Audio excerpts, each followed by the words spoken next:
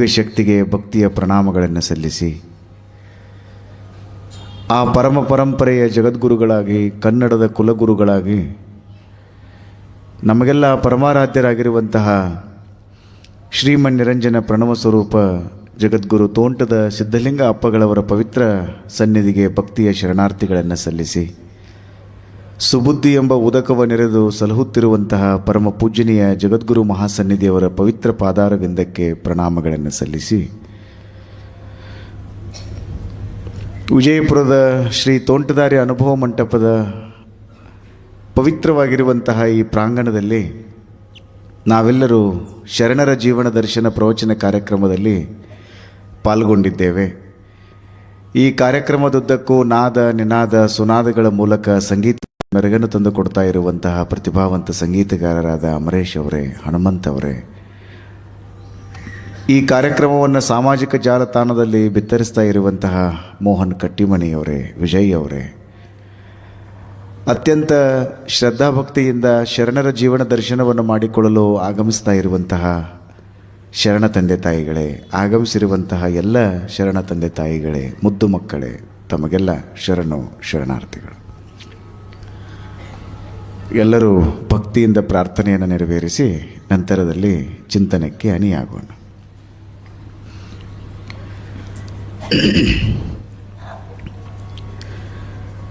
ಸ್ವಾಮಿ ನೀನು ಶಾಶ್ವತ ನೀನು, ಸ್ವಾಮಿ ನೀನು ಶಾಶ್ವತ ನೀನು, ಸ್ವಾಮಿ ನೀನು ಶಾಶ್ವತ ನೀನು, ಸ್ವಾಮಿ ನೀನು ಶಾಶ್ವತ ನೀನು.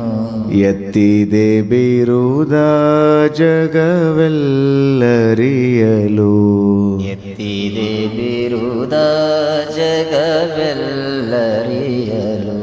ಮಹಾದೇವ ಮಹಾದೇವ ಮಹಾದೇವ ಮಹಾದೇವ ಮಹಾದೇವ ಮಹಾದೇವ ಮಹಾದೇವ ಮಹಾದೇವ ಮಹಾದೇವ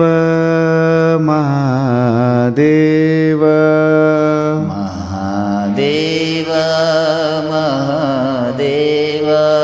ಇಲ್ಲಿಂದ ಮುಂದೆ ಶಬ್ದವೇ ಇಲ್ಲ, ಇಲ್ಲಿಂದ ಮುಂದೆ ಶಬ್ದವೇ ಇಲ್ಲ, ಇಲ್ಲಿಂದ ಮುಂದೆ ಶಬ್ದವೇ ಇಲ್ಲ, ಇಲ್ಲಿಂದ ಮುಂದೆ ಶಬ್ದವೇ ಇಲ್ಲ. ಸ್ವಾಮಿ ನೀನು ಶಾಶ್ವತ ನೀನು, ಸ್ವಾಮಿ ನೀನು ಶಾಶ್ವತ ನೀನು. ಪಶುಪತಿ ಜಗಕ್ಕೆ ಕೈಕ ದೇವ, ಪಶುಪತಿ ಜಗಕ್ಕೆ ಕೈಕ ದೇವ. ಸ್ವರ್ಗ ಮರ್ತ್ಯ ಪಾತಾಳದೊಳಗೆ, ಸ್ವರ್ಗ ಮರ್ತ್ಯ ಪಾತಾಳದೊಳಗೆ, ಸ್ವರ್ಗ ಮರ್ತ್ಯ ಪಾತಾಳದೊಳಗೆ, ಸ್ವರ್ಗ ಮರ್ತ್ಯ ಪಾತಾಳದೊಳಗೆ. ಒಬ್ಬನೇ ದೇವ ಕೂಡಲ ಸಂಗಮ ದೇವ, ಒಬ್ಬನೇ ದೇವ ಕೂಡಲ ಸಂಗಮ ದೇವ, ಒಬ್ಬನೇ ದೇವ ಕೂಡಲ ಸಂಗಮ ದೇವ, ಒಬ್ಬನೇ ದೇವ ಕೂಡಲ ಸಂಗಮ ದೇವ, ಒಬ್ಬನೇ ದೇವ ಕೂಡಲ ಸಂಗಮ ದೇವ, ಒಬ್ಬನೇ ದೇವ ಕೂಡಲ ಸಂಗಮ ದೇವ. ಸ್ವಾಮಿ ನೀನು ಶಾಶ್ವತ ನೀನು, ಸ್ವಾಮಿ ನೀನು ಶಾಶ್ವತ ನೀನು, ಶಾಶ್ವತ ನೀನು, ಶಾಶ್ವತ ನೀನು. ಶಾಶ್ವತ ನೀನು. ಶಾಶ್ವತ ನೀನು.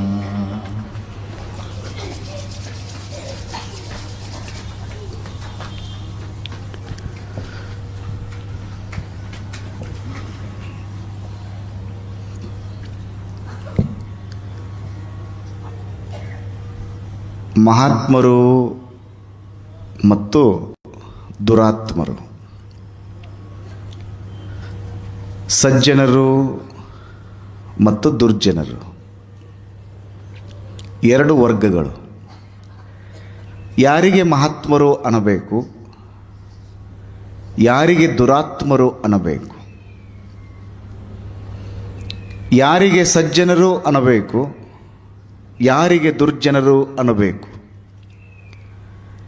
ಯಾರು ಭಕ್ತರು, ಯಾರು ಭವಿಗಳು.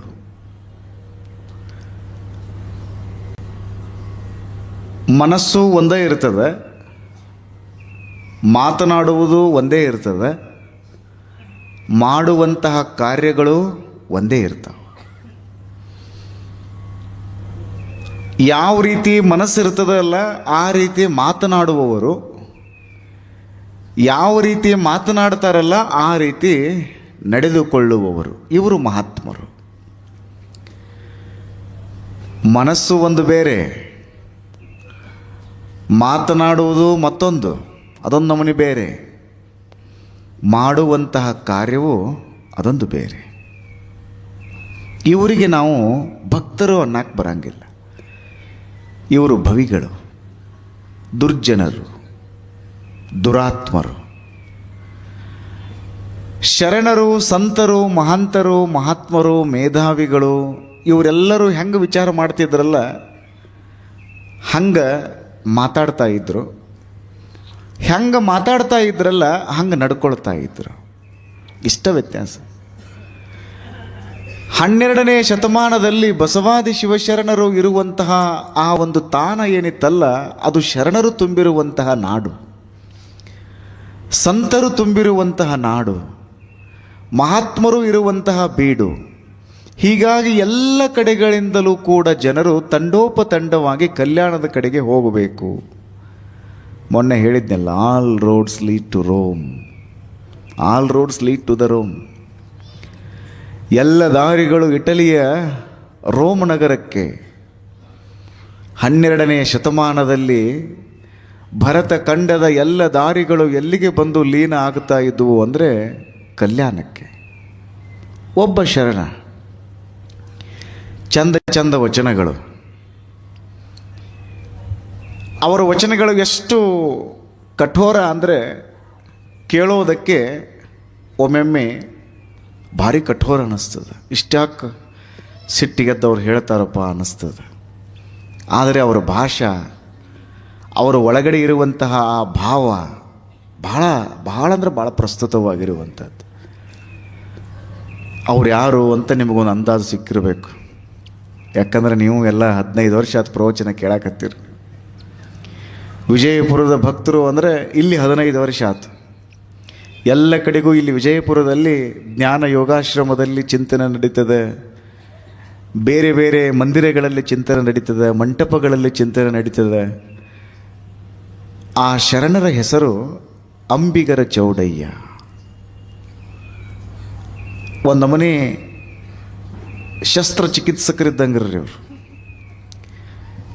ಇವ್ರು ಬರೀ ಹಂಗೆ ಹೇಳಿಬಿಡವ್ರಲ್ರಿ, ಇವರು ಆಪರೇಷನ್ನ ಮಾಡವ್ರಿ. ಇವರು ಗುರು ಉಪದೇಶ ಮಂತ್ರ ವೈದ್ಯ, ಜಂಗಮೋಪದೇಶ ಶಸ್ತ್ರವೈದ್ಯ ಅಂತಾರೆ ಬಸವಣ್ಣ.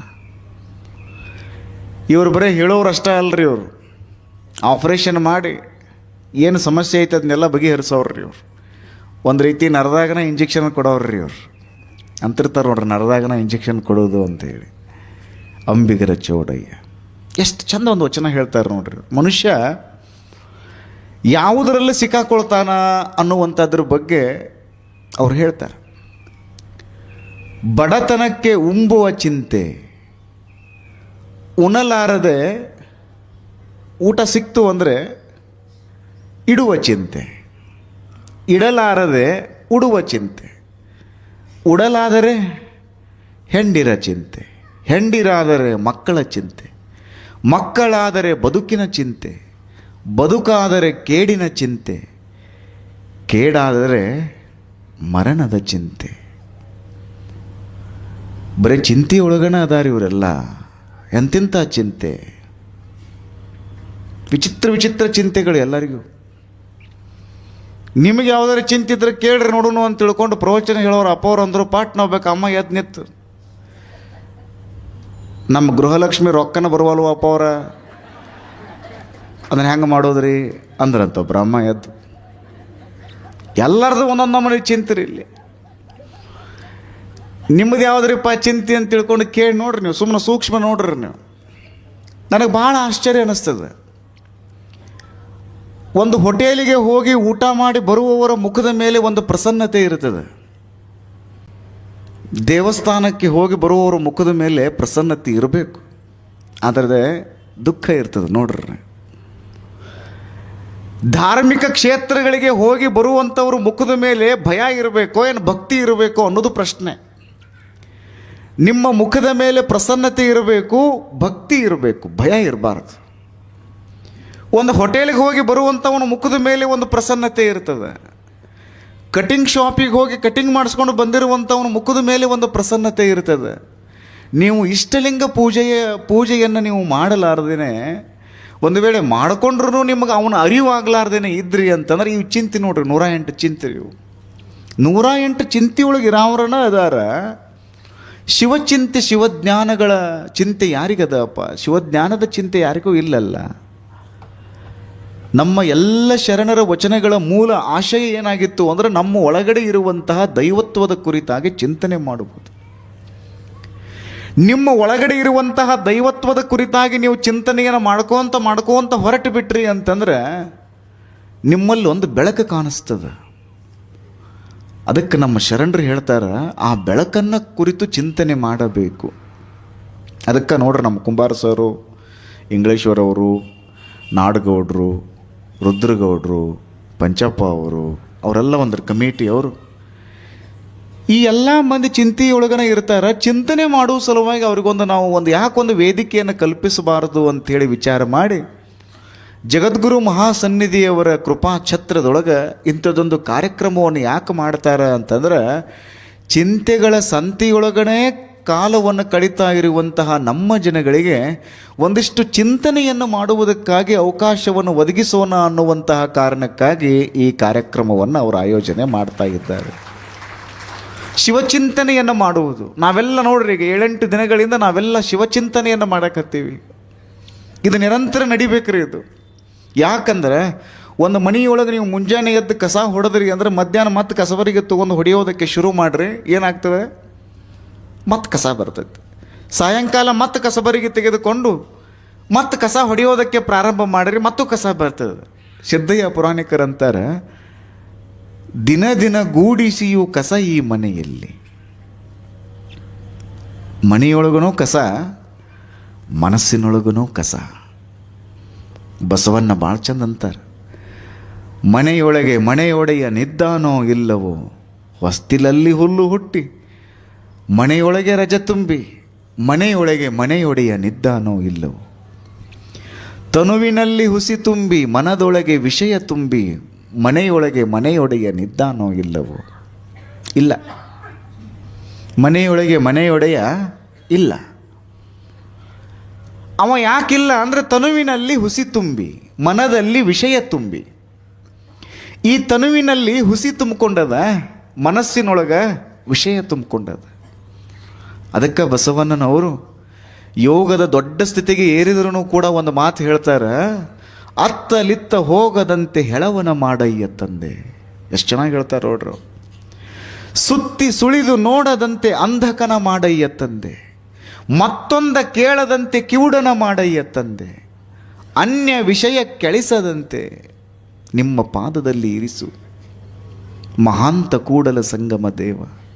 ಎಷ್ಟು ಚೆನ್ನಾಗಿ ಹೇಳ್ತಾರೆ. ಮತ್ತೊಂದು ವಿಷಯ ಕೆಳಿಸುವಂಗಿಲ್ಲ, ಬೇರೆ ಚಿಂತೆಯನ್ನು ನಾವು ಮಾಡುವಂಗಿಲ್ಲ. ಶಿವಚಿಂತನೆಯನ್ನು ಮಾಡುವುದು, ಶಿವಜ್ಞಾನವನ್ನು ಪಡೆದುಕೊಳ್ಳುವುದು, ನಮ್ಮ ಒಳಗಡೆ ಇರುವಂತಹ ಅಂತರಂಗದ ಕುರಿತಾಗಿ ಚಿಂತನೆ ಮಾಡುವುದು, ಅಂತರಂಗದ ಶುದ್ಧಿಗಾಗಿ, ಬಹಿರಂಗದ ಶುದ್ಧಿಗಾಗಿ, ಬಹಿರಂಗದ ಸಿದ್ಧಿಗಾಗಿ ನಾವೆಲ್ಲರೂ ಒಂದು ಸಣ್ಣ ಪ್ರಯತ್ನ ಮಾಡಬೇಕು. ಈ ದೇಹ ಇದು ಪರಮಾತ್ಮನ ಆವಾಸ ಸ್ಥಾನ. ಇದು ಸುಮ್ಮನೆ ಅಲ್ಲ. ಇದು ಪರಮಾತ್ಮನ ಆವಾಸ ಸ್ಥಾನವಾಗಿರುವಂತಹ ಈ ದೇಹವನ್ನು ಶುಚಿಯಾಗಿಟ್ಟುಕೊಳ್ಳಬೇಕು. ಈ ದೇಹಕ್ಕೆ ಕೆಲವು ವಾಸನೆಗಳಿರ್ತಾವೆ. ಈ ಚಿಂತೆಗಳು ಯಾಕೆ ಶುರುವಾಗ್ತಾವಂದ್ರೆ, ಅಂಬಿಗರ ಚೌಡಯ್ಯನವ್ರು ಹೇಳ್ತಾರಲ್ಲ, ಬಡತನ ಇದಕ್ಕೆ ಒಂದು ಚಿಂತೆ ಏನು ಅಂದರೆ ಹೊಟ್ಟೆ ತುಂಬಿಸಿಕೊಳ್ಳುವುದು. 2 ರೊಟ್ಟಿಯನ್ನು ನೀವು ಅವರಿಗೆ ಕೊಟ್ಟು ಬಿಟ್ರಿ ಅಂದರೆ ಅವರ ಲಕ್ಷ್ಯ ಯಾವುದಕ್ಕೆ ಹೋಗ್ತದೆ ಅಂದರೆ ಮೈ ಮೇಲಿರುವಂತಹ ಬಟ್ಟೆಗಳ ಕಡೆಗೆ ಹೋಗ್ತದೆ. ಚಲೋ ಬಟ್ಟೆ ಇರಬೇಕು, ಲಾಂಡ್ರಿಗೆ ಕೊಡಬೇಕು, ಟಾರ್ಚ್ ಹಾಕಬೇಕು, ಇಸ್ತ್ರಿ ಮಾಡಬೇಕು, ಇದು ಎಲ್ಲ ಚಿಂತೆ ಇರ್ತದೆ. ಆಮೇಲೆ ಬಟ್ಟೆ ಆಯಿತು ಅಂದರೆ ಇಡೋದಕ್ಕೆ ಶುರು ಮಾಡ್ತಾನೆ. ಇಡುವುದು ಆಯಿತು ಅಂದರೆ ಮತ್ತೆ ಮದುವೆ ಬಗ್ಗೆ ಚಿಂತೆ ಮಾಡ್ತಾನೆ. ಮದುವೆ ಆಯ್ತು ಅಂದ್ರೆ ಅಟ್ಟಕ್ಕೆ ಸುಮ್ಮನೆ ಬಿಡಂಗಿಲ್ಲ, ಮತ್ತು ಮಕ್ಕಳಾಗಬೇಕು. ಮಕ್ಕಳಾದ್ರೆ ಅಷ್ಟೇ ಖುಷಿ ಪಡಂಗಿಲ್ರಿ ನೀವು, ಮತ್ತು ಗಂಡು ಮಕ್ಕಳಾಗ್ಬೇಕ್ರಿ. ಸ್ವಲ್ಪ ಸೌಂಡ್ ಹೆಚ್ಚಿಡಪ್ಪ ವಿಜಯ್. ಮಕ್ಕಳಾದ್ರೆ ಖುಷಿ ಇಲ್ಲ, ಮತ್ತು ಗಂಡು ಮಕ್ಕಳಾಗಬೇಕು. ಅದೊಂದು ಭಾಳ ವಿಚಿತ್ರ ಟೆಂಡೆನ್ಸಿಗಳೆಲ್ಲ ಶುರುವಾಗಿಬಿಟ್ಟವು. ಭಾಳ ಮುಂದುವರೆದು ಬಿಟ್ಟದ ಜಗತ್ತೀಗ. ಮತ್ತು ಬರೀ ಗಂಡು ಮಕ್ಕಳಾದ್ರೆ ಖುಷಿ ಆಗಂಗಿಲ್ಲ ರೀ ನಿಮಗೆ. ಅವ ಚಲೋ ಓದ್ಬೇಕಂತ ವಿಚಾರ ಮಾಡ್ತೀರಿ, ನೌಕರಿ ಹಿಡಿಬೇಕಂತ ವಿಚಾರ ಮಾಡ್ತೀರಿ, ಹೊರದೇಶಕ್ಕೆ ಹೋಗ್ಬೇಕಂತ ವಿಚಾರ ಮಾಡ್ತೀರಿ. ಇವೆಲ್ಲ ಯಾಕೆ ವಿಚಾರ ಮಾಡ್ತೀರಿ? ನಿಮಗೊಂದು ಸ್ಟೇಟಸ್ ಬೇಕಾಗಿದೆ. ಐಡೆಂಟಿಟಿ ಕ್ರೈಸಿಸ್ ಅಂತಾರೆ ಇದಕ್ಕೆ. ಐಡೆಂಟಿಟಿ ಕ್ರೈಸಿಸ್ ಎಲ್ಲರದು ನೋಡ್ರಿ. ನೀವು ಇದಕ್ಕೆ ಬಿಡ್ದಾಡೋದು. ಎಲ್ಲರೂ ಒಂದು ಐಡೆಂಟಿಟಿ ಸಲುವಾಗಿಯೇ ಬಿಡ್ದಾಡೋದು. ಈ ಸಮಾಜ ನಮ್ಮನ್ನು ಹೆಂಗೆ ಗುರುತಿಸ್ತದೆ, ಹೆಂಗೆ ಗುರುತಿಸಬೇಕು ಅನ್ನೋದ್ರ ಬಗ್ಗೆ ನಮ್ಮ ಚಿಂತನೆ ಇರ್ತದೆ. ಮಕ್ಕಳಾದ್ರೆ ನಿಮಗೆ ಖುಷಿ ಆಗಂಗಿಲ್ಲ, ಅದರೊಳಗೆ ನಾವು ಗಂಡು ಮಗನ ಆಗ್ಬೇಕು. ಮತ್ತು ಅದ್ರಾಗ ಕರ್ರಗೆ ಹುಟ್ಟಿತಾರೆ ಮತ್ತೊಂದು ಚಿಂತ್ರಿ. ಬೆಳ್ಳಗೆ ಹುಟ್ಟಿತ್ತಂದ್ರೆ ಚಂದಕ್ಕಿತ್ತು ಅಂತೀರಿ, ಮತ್ತು ಬೆಳ್ಳಗಿದ್ರೆ ಖುಷಿ ಪಡಂಗಿಲ್ಲ, ಇನ್ನೂ ಸ್ವಲ್ಪ ಹೈಟ್ ಆಗಿದ್ರೆ ಖುಷಿ ಆಕಿತ್ತು ಅಂತೀರಿ. ನೀವು ಇದ್ದಿದ್ರಾಗ ಖುಷಿ ಪಡುವುದು ನಮಗೆ ಗೊತ್ತೇ ಇಲ್ಲರಿ. ನಮಗೆ ಇರ್ಲಾರ್ದ ಕಡೆಗೆ ನಾವು ಹೋಗೋದು. ಅದಕ್ಕೆ ಅಂದ್ರಲ್ಲ DVG ಅವರು ಅಂದರು, ಬಾರೆನೆಂಬುದ ಬಿಡು, ಇರುವುದೆಲ್ಲವ ಬಿಟ್ಟು ಬಾರೆನೆಂಬುದ ಬಿಡು, ಹರುಷಕ್ಕಿದೆ ದಾರಿ ಮಂಕುತಿಮ್ಮ. ಯಾವುದು ಐತೆಲ್ಲ ಅದರೊಳಗನ ಖುಷಿ ಪಡೋದು. ಇರಲಾರದ ಕಡೆಗೆ ಖುಷಿ, ಅದ್ರ ಕಡೆ ಲಕ್ಷ್ಯ ಹೋಯಿತು ಅಂದರೆ ಖುಷಿ ಹೋಗಿಬಿಡ್ತದೆ, ಇಕ್ಕೋ ಆಗ್ತದೆ. ಅದಕ್ಕೆ ಬಹಳ ಅಂದ್ರೆ ಬಹಳ ನಾವು ಚಿಂತನೆಯನ್ನು ಮಾಡಬೇಕು. ಈ ಚಿಂತನೆಯನ್ನು ಮಾಡೋ ಸಲುವಾಗಿನ ಇದೆಲ್ಲ ನೋಡ್ರಿ. ಇದೆಲ್ಲ ವ್ಯವಸ್ಥೆ ಯಾಕೆ ನಡೀತದೆ ಅಂದರೆ, ನಮ್ಮ ಶರಣರು ಹೇಳುವುದು ಅರ್ಚನ, ಅರ್ಪಣ, ಅನುಭವ. ಚಿಂತನೆಯನ್ನು ಮಾಡೋದು, ಬೆಳಕಿನ ಕುರಿತಾಗಿ ಚಿಂತನೆಯನ್ನು ಮಾಡೋದು. ಈ ಮನುಷ್ಯನ ಸ್ವಭಾವ ಹೆಂಗಿರ್ತದೆ ಅಂದರೆ, ಅವನ ಹತ್ರ ಏನು ಇರ್ತೈತಲ್ಲ ಅದ್ರ ಬಗ್ಗೆ ಅವ ನೋಡಂಗಿಲ್ಲ, ಅದ್ರ ಬಗ್ಗೆ ಖುಷಿ ಪಡಂಗಿಲ್ಲ. ಅವ ಏನು ಇರಂಗಿಲ್ಲಲ್ಲ ಅದ್ರ ಬಗ್ಗೆ ವಿಚಾರ ಮಾಡ್ತಿರ್ತಾನೆ. ಏನು ಇರುವುದಿಲ್ಲಲ್ಲ ಅದರ ಬಗ್ಗೆ ವಿಚಾರ ಮಾಡಬಾರ್ದು. ಅದಕ್ಕೆ ಎಲ್ಲರೂ ಹೇಳ್ತಿರ್ತಾರೆ ನೋಡ್ರಿ, ತಿಳಿದವ್ರೆಲ್ಲರೂ, ನಮ್ಮ ಮ್ಯಾಲಿನವ್ರು ನೋಡಿ ನಾವು ಬದುಕಬಾರ್ದು ರೀ. ನಮ್ಮ ಕೆಳಗಿರ್ತಾರೆ ನೋಡ್ರಿ, ಅಂಥವ್ರು ನೋಡಿ ನಾವು ವಿಚಾರ ಮಾಡಬೇಕು. ನಮಗೆ ದೇವ್ರು ಇಷ್ಟರೇ ಕೊಟ್ಟಾನಲ್ಲಪ್ಪ, ಇದು ಇರಲಿಲ್ಲ ಅಂದರೆ ಹೆಂಗಾಗೋದು? ಚಲೋ ಕೈಕಾಲುಗಳನ್ನು, ಕಣ್ಣುಗಳನ್ನು, ಈ ಸುಂದರವಾದ ಪ್ರಕೃತಿಯನ್ನು ನೋಡುವ ಸಲುವಾಗಿ ನಮ್ಮ ಕಣ್ಣುಗಳನ್ನು ಕೊಟ್ಟಾನ. ಇಷ್ಟ ಚಲೋ ಅಲ್ಲ. ಯಾಕಂದರೆ ಲಕ್ಷ ಜನರಿಗೆ ಕಣ್ಣಿಲ್ಲ. ಕಾಲುಗಳನ್ನು ಕೊಟ್ಟಾನಂದ್ರೆ ನೀವು ಖುಷಿಯಾಗಿರಬೇಕು. ಯಾಕಂದ್ರೆ ಲಕ್ಷ ಜನರಿಗೆ ಕಾಲುಗಳೇ ಇಲ್ಲ. ಕೈಗಳನ್ನು ಕೊಟ್ಟಾನ ಅಂದ್ರೆ ನೀವು ಖುಷಿ ಪಡಬೇಕು. ಯಾಕಂದ್ರೆ ಲಕ್ಷಾಂತರ ಜನರಿಗೆ ಕೈಗಳೇ ಇಲ್ಲ. ನಿಮಗೆ ಹೃದಯವನ್ನು ಕೊಟ್ಟಾನ ಅಂದ್ರೆ ನೀವು ಖುಷಿ ಪಡ್ರಿ. ಕೋಟಿ ಜನರಿಗೆ ಹೃದಯನೇ ಇಲ್ಲ. ಅರ್ಥ ಆಯ್ತಲ್ಲ? ಲಾಬ್ ಡಬ್ ಬಡ್ಕೊಳ್ಳೋ ಹೃದಯ ಅಲ್ಲ. ಆ ಹೃದಯದಲ್ಲಿ ದಯೆ ಇಲ್ಲ, ಪ್ರೀತಿ ಇಲ್ಲ, ವಾತ್ಸಲ್ಯ ಇಲ್ಲ, ಈ ಜಗದ ಕುರಿತಾಗಿರುವಂತಹ ಚಿಂತನೆ ಇಲ್ಲ. ಅಂತಹ ಹೃದಯ ಇದ್ದರೆ ಏನೋ, ಇರಲಿಲ್ಲ ಅಂದರೆ ಏನು. ಅಂಥ ಹೃದಯನೇ ಇರಲಾರ್ದವ್ರು ಕೋಟಿ ಜನ ಅದಾರ. ಅದ್ರ ಬಗ್ಗೆ ಚಿಂತೆ ನಾವು ಈ ಸದ್ದು ಮಾಡೋದು ಬೇಡ. ನಮ್ಮ ಹತ್ರ ಏನಿದೆಯೋ ಅದ್ರ ಬಗ್ಗೆ ಮಾತ್ರ ಚಿಂತನೆಯನ್ನು ಮಾಡಬೇಕು. ಅದಕ್ಕೆ ಮೋಳಿಗೆ ಮಾರಯ್ಯನವರು ಅಂದರು, ಈ ಹುರುಳಿಲ್ಲದ ಸಿರಿತನವನ್ನು ನೆಚ್ಚಿ ಕೆಡಬೇಡ. ಇದ್ರ ಬಗ್ಗೆ ವಿಚಾರ ಮಾಡಬೇಡ. ಎಷ್ಟಿರ್ತದೆ ಅಷ್ಟು ಆರಾಮಿರ್ರಿ. ದೊಡ್ಡ ಆಸ್ತಿ ಮಾಡಿರುವಂತಹ ಅಲೆಕ್ಸಾಂಡರ್ನ ಹೋಗುವಾಗ ಹೇಳಿದ, ನನ್ನ ಕೈಗಳನ್ನು ಹೊರಗಿಟ್ರಪ್ಪ, ನನ್ನ ಪಾರ್ಥಿವ ಶರೀರವನ್ನು ಈ ಜಗತ್ತಿನ ಸುಪ್ರಸಿದ್ಧ ವೈದ್ಯರಂತ ಏನದಾರಲ್ಲ ಅವ್ರು ಹೊತ್ಕೊಂಡು ಹೋಗಬೇಕು. ನನ್ನ ಶವ ಸಂಸ್ಕಾರ ಮಾಡುವಂಥ ಸಂದರ್ಭದಲ್ಲಿ ಅಂತಿಮ ಯಾತ್ರೆ ನಡೆಯುವಾಗ ಮುತ್ತು ರತ್ನಗಳನ್ನು ಮುಂದೆ ಚಲ್ಕೊಂತ ಹೋಗ್ರಿ. ಯಾಕಂದ್ರೆ ಈ ಜಗತ್ತನ್ನೇ ತನ್ನ 32ನೇ ವಯಸ್ಸಿನಲ್ಲಿ ಗೆದ್ದಿರುವಂಥ ಅಲೆಕ್ಸಾಂಡರ್ ಹೋಗುವಾಗ ಏನೂ ಒಯ್ಯಲಿಲ್ಲ, ಏನೂ ಒಯ್ಯಕ್ಕಾಗಲಿಲ್ಲ ಅನ್ನುವಂಥ ಸಂದೇಶ ನನ್ನ ಹೆಣದಿಂದ ಹೋಗಲಿ. ದೊಡ್ಡ ದೊಡ್ಡ ವೈದ್ಯರುಗಳು ಯಾಕೆ ನಾನು ಹೆಣ ಹೊತ್ಕೊಂಡು ಹೋಗಬೇಕು ಅಂದ್ರೆ, ಅಂಥ ದೊಡ್ಡ ದೊಡ್ಡ ವೈದ್ಯರುಗಳು ಕೂಡ ಸಾಮ್ರಾಟ್ನನ್ನು ಉಳಿಸಿಕೊಳ್ಳಕ್ಕಾಗಲಿಲ್ಲ ಅನ್ನುವಂಥ ಸಂದೇಶ ಹೋಗಲಿ ಅಂತ ಹಂಗೆ ಹೇಳಿದ್ರಿ ಅವರು. ನಾವೆಲ್ಲ ಏನು ತಿಳ್ಕೊಳ್ಳೋದು ಅಂದ್ರೆ ನಮ್ಮ ಪುಣ್ಯ ಇರೋ ಮಟ್ಟ ಅಷ್ಟ ನೋಡ್ರಿ, ಇಲ್ಲಿ ಚಲೋ ತಂಗಿರೋದು ನಾವು. ಒಂದು ಸಾರಿ ನಿಮ್ಮ ಪುಣ್ಯ ತೀರಿತು ಅಂದ್ರೆ ನೀವು ಬೆನ್ನಿ ತಿಂದರೂ ಹಲ್ಲು ಮುರಿತಾವ. ನಿಮ್ಮ ಪುಣ್ಯ ಇರುವವರಿಗೂ ಅಟ್ಟ ಚಲೋ ರೀ. ಪುಣ್ಯ ತೀರಿತು ಅಂದ್ರೆ ಬೆನ್ನಿ ತಿಂದರೂ ಹಲ್ಲು ಮುರಿತಾವ. ನೀವು ಪುಣ್ಯ ತೀರ್ತು ಅಂತಂದ್ರೆ ನೀವು ಯಾವುದೇ ಹಾಸ್ಪಿಟಲ್ಗೆ ಹೋಗುವಂಥ ಜरूरत ಇಲ್ಲ. ನೀವು ಮನೆಯೊಳಗೆ ಪೇಪರ್ ಓದ್ಕೋಂತನ ಶಿವಾಯಣಮ, ಉಪ್ಪಿಟ್ಟು ತಿನ್ಕೋಂತನ ಶಿವಾಯಣಮ. ಪುಣ್ಯ ತೀರಿತು ಅಂದ್ರೆ ಮುಗ್ದ ಹೋಯ್ತು ರೀ. ಅದಕ್ಕೆ GS ಶಿವರುದ್ರಪ್ಪನವ್ರು ಅಂತಾರೆ, ಹಣತೆ ಹಚ್ಚುತ್ತೇನೆ ನಾನು, ಕತ್ತಲೆಯನ್ನು ಗೆದ್ದು ನಿಲ್ಲುತ್ತೇನೆ ಎಂಬ ಜಿತ್ತಿನಿಂದಲ್ಲ. ಏಕೆಂದರೆ ದೀಪಾವಳಿಗಳ ಹಡಗುಗಳೇ ಇದರಲ್ಲಿ ಮುಳುಗಿರುವಾಗ ಹಣತೆಯ ಕತ್ತಲೆಯನ್ನು ಗೆದ್ದು ನಿಲ್ಲುತ್ತೇನೆ ಎಂಬ ಯಾವ ಭ್ರಮೆಯೂ ನನಗಿಲ್ಲ. ಆದರೂ ಹಣತೆ ಹಚ್ಚುತ್ತೇನೆ, ಇರುವಷ್ಟು ದಿನ ನನ್ನ ಮುಖವನ್ನು ನೀನು, ನಿನ್ನ ಮುಖವನ್ನು ನಾನು ನೋಡಲೆಂದು ಹಣತೆ ಹಚ್ಚುತ್ತೇನೆ ನಾನು. ಎಲ್ಲ ಭ್ರಮ ಬೇಡ, ಚಿಂತೆ ಬೇಡ. ಈ ಜಗತ್ತನ್ನು ಬೆಳಗ್ತೀನಿ ಅನ್ನುವಂತಹ ಯಾವ ಭ್ರಮೆಗೂ ಕೂಡ ನೀವು ಹೋಗಬೇಡ್ರಿ. ನಿಮ್ಮನ್ನು ನೀವು ಬೆಳಗಿಸಿಕೊಂಡು ಬಿಟ್ಟರೆ ಸಾಕು. ಈ ಜಗತ್ತು ಒಬ್ಬ ಮೂರ್ಖನಿಂದ ಒಂದು ಕಡಿಮೆ ಆಗಿಬಿಡ್ತದೆ ಈ ಜಗತ್ತು. ನಮ್ಮನ್ನು ನಾವು ಬೆಳಗಿಸಿಕೊಂಡು ಬಿಟ್ಟರೆ ಸಾಕು, ಭಾಳ ಚಲೋ ಆಗ್ತದೆ. ಇದನ್ನು ಅಂಬಿಗರ ಚೌಡಯ್ಯನವ್ರು ಹೇಳ್ತಾ ಇದ್ದಾರೆ. ಏನು ಹೇಳಕತ್ತಾರೆ? ಎಲ್ಲ ಚಿಂತೆಯೊಳಗನ ಅದಾರ. ಈ ಚಿಂತೆಯಿಂದ ಮುಕ್ತವಾಗಿ ಚಿಂತನೆಯನ್ನು ಮಾಡಬೇಕು ಅನ್ನೋ ಕಾರಣಕ್ಕಾಗಿ ಅವರಂದರು ಎಲ್ಲರೂ ಚಿಂತೆಯೊಳಗನದಾರ. ಅವ್ರ ಹತ್ರ ಇರೋದ್ರ ಬಗ್ಗೆ ಲಕ್ಷ್ಯ ಇಲ್ಲ, ಇರ್ಲಾರ್ದ ಕಡೆಗೆಲ್ಲ ಲಕ್ಷ್ಯ ಅದ. ಹಿಂಗೆ ಮಾಡ್ಕೊತ ಹೋದರೆ ಹೆಂಗೆ ಬೆಳಕು ಕಾಣೋದು? ಶಿವ ಚಿಂತೆ ಶಿವ ಜ್ಞಾನ ಇಲ್ಲದವ್ರನ್ನ ಏನು ಮಾಡುವುದು? ಎಲ್ಲರೂ ಅದರೊಳಗನ ಮುಳುಗಿ ಬಿಟ್ಟಾರೆ. ಇಂತಹ ಅಂಬಿಗರ ಚೌಡಯ್ಯ ನಮಗೆ ಚಿಂತನೆಗೆ ಈಡು ಮಾಡ್ತಾರೆ. ದೈವತ್ವದ ಕುರಿತಾಗಿ ಚಿಂತನೆ ಮಾಡ್ರಿ. ನಮ್ಮ ಒಳಗಡೆ ಇರುವಂತಹ ಪರಮಾತ್ಮನ ಸಾಕ್ಷಾತ್ಕಾರದ ಕುರಿತಾಗಿ ಚಿಂತನೆ ಮಾಡ್ರಿ. ಹಿಂಗೆ ಹೇಳಿ ಹೇಳಿ ಕಲ್ಯಾಣದ ಕಡೆಗೆ ಮುಖ ಮಾಡಿದರು. ಅವರು ಹುಟ್ಟಿದ್ದು ರಾಣೆಬೆನ್ನೂರು ತಾಲೂಕಿನ ಚೌಡದಾನಪುರ ಅನ್ನುವಂಥ ಒಂದು ಊರದ. 12ನೇ ಶತಮಾನದ ಶರಣರಾಗಿ, ಭಾಳ ಅಪರೂಪದ ಶರಣರ್ರಿ ಅವರು. ಅಲ್ಲೇ ಗುತ್ತಲು ಅಂತೇಳಿ ಒಂದು ಊರು, ಒಬ್ಬ ಪ್ರಾದೇಶಿಕ ಪಾಳೆಗಾರ ಅಂತ ಅಂತೀವಲ್ಲ, ಒಬ್ಬ ಸಣ್ಣ ದೊರೆ, ಅವನ ಮಗನಿಗೆ ಹಾವು ಕಚ್ಚಿತ್ತು. ಅವ ಇನ್ನೇನು ಸತ್ತ ಬಿಡ್ತಿದ್ದ, ಮುಗ್ದ ಹೋಗಿತ್ತು, ಜೀವ ಹೋಗಿತ್ತು ಅಂತಲೇ ಇಟ್ಕೊಂಡು ಬಿಡ್ರಿ. ಅಂಥ ಸಂದರ್ಭದಲ್ಲಿ ಅವನಿಗೆ ಔಷಧೋಪಚಾರವನ್ನು ಮಾಡಿ ಆ ಒಂದು ಮಗುವಿನನ್ನು ಬದುಕಿಸಿದ್ದಕ್ಕಾಗಿ ಆ ರಾಜ ಏನು ಮಾಡ್ತಾನಂದ್ರೆ, ಎಷ್ಟು ಕಾಣಿಸ್ತೈತಲ್ಲ ಅಷ್ಟೆಲ್ಲ ಜಮೀನನ್ನು ಈ ಚೌಡಯ್ಯನವರಿಗೆ ದಾನವಾಗಿ ನೀಡುತ್ತಾರೆ. ಆದರೆ ಅವರೆಷ್ಟು ಚಲೋ ನೋಡ್ರಿ, ಇದನ್ನು ತಗೊಂಡು ನಾ ಏನು ಮಾಡಲಿ ಅಂದ್ರೆ ಅವರು ಅದನ್ನು ತಮ್ಮ ಗುರುಗಳಿಗೆ ಕೊಡ್ತಾರೆ. ನಾನು ಆತ್ಮ ಸಾಕ್ಷಾತ್ಕಾರಕ್ಕಾಗಿ ನಾನು ಹೋಗ್ತೀನಿ ಅಂತ ಬಂದ್ರಿ ಅವ್ರು. ಯಾಕಂದ್ರೆ ಇದು ಗೊತ್ತಿತ್ತಲ್ಲ, ಅಲೆಕ್ಸಾಂಡ್ರಂದು ಏನೋ ಸುದ್ದಿ ಆತಲ್ಲ, ಇದೆಲ್ಲ ಅವ್ರಿಗೆ ಗೊತ್ತಿತ್ತು ರೀ. ಅವರಿಗೆ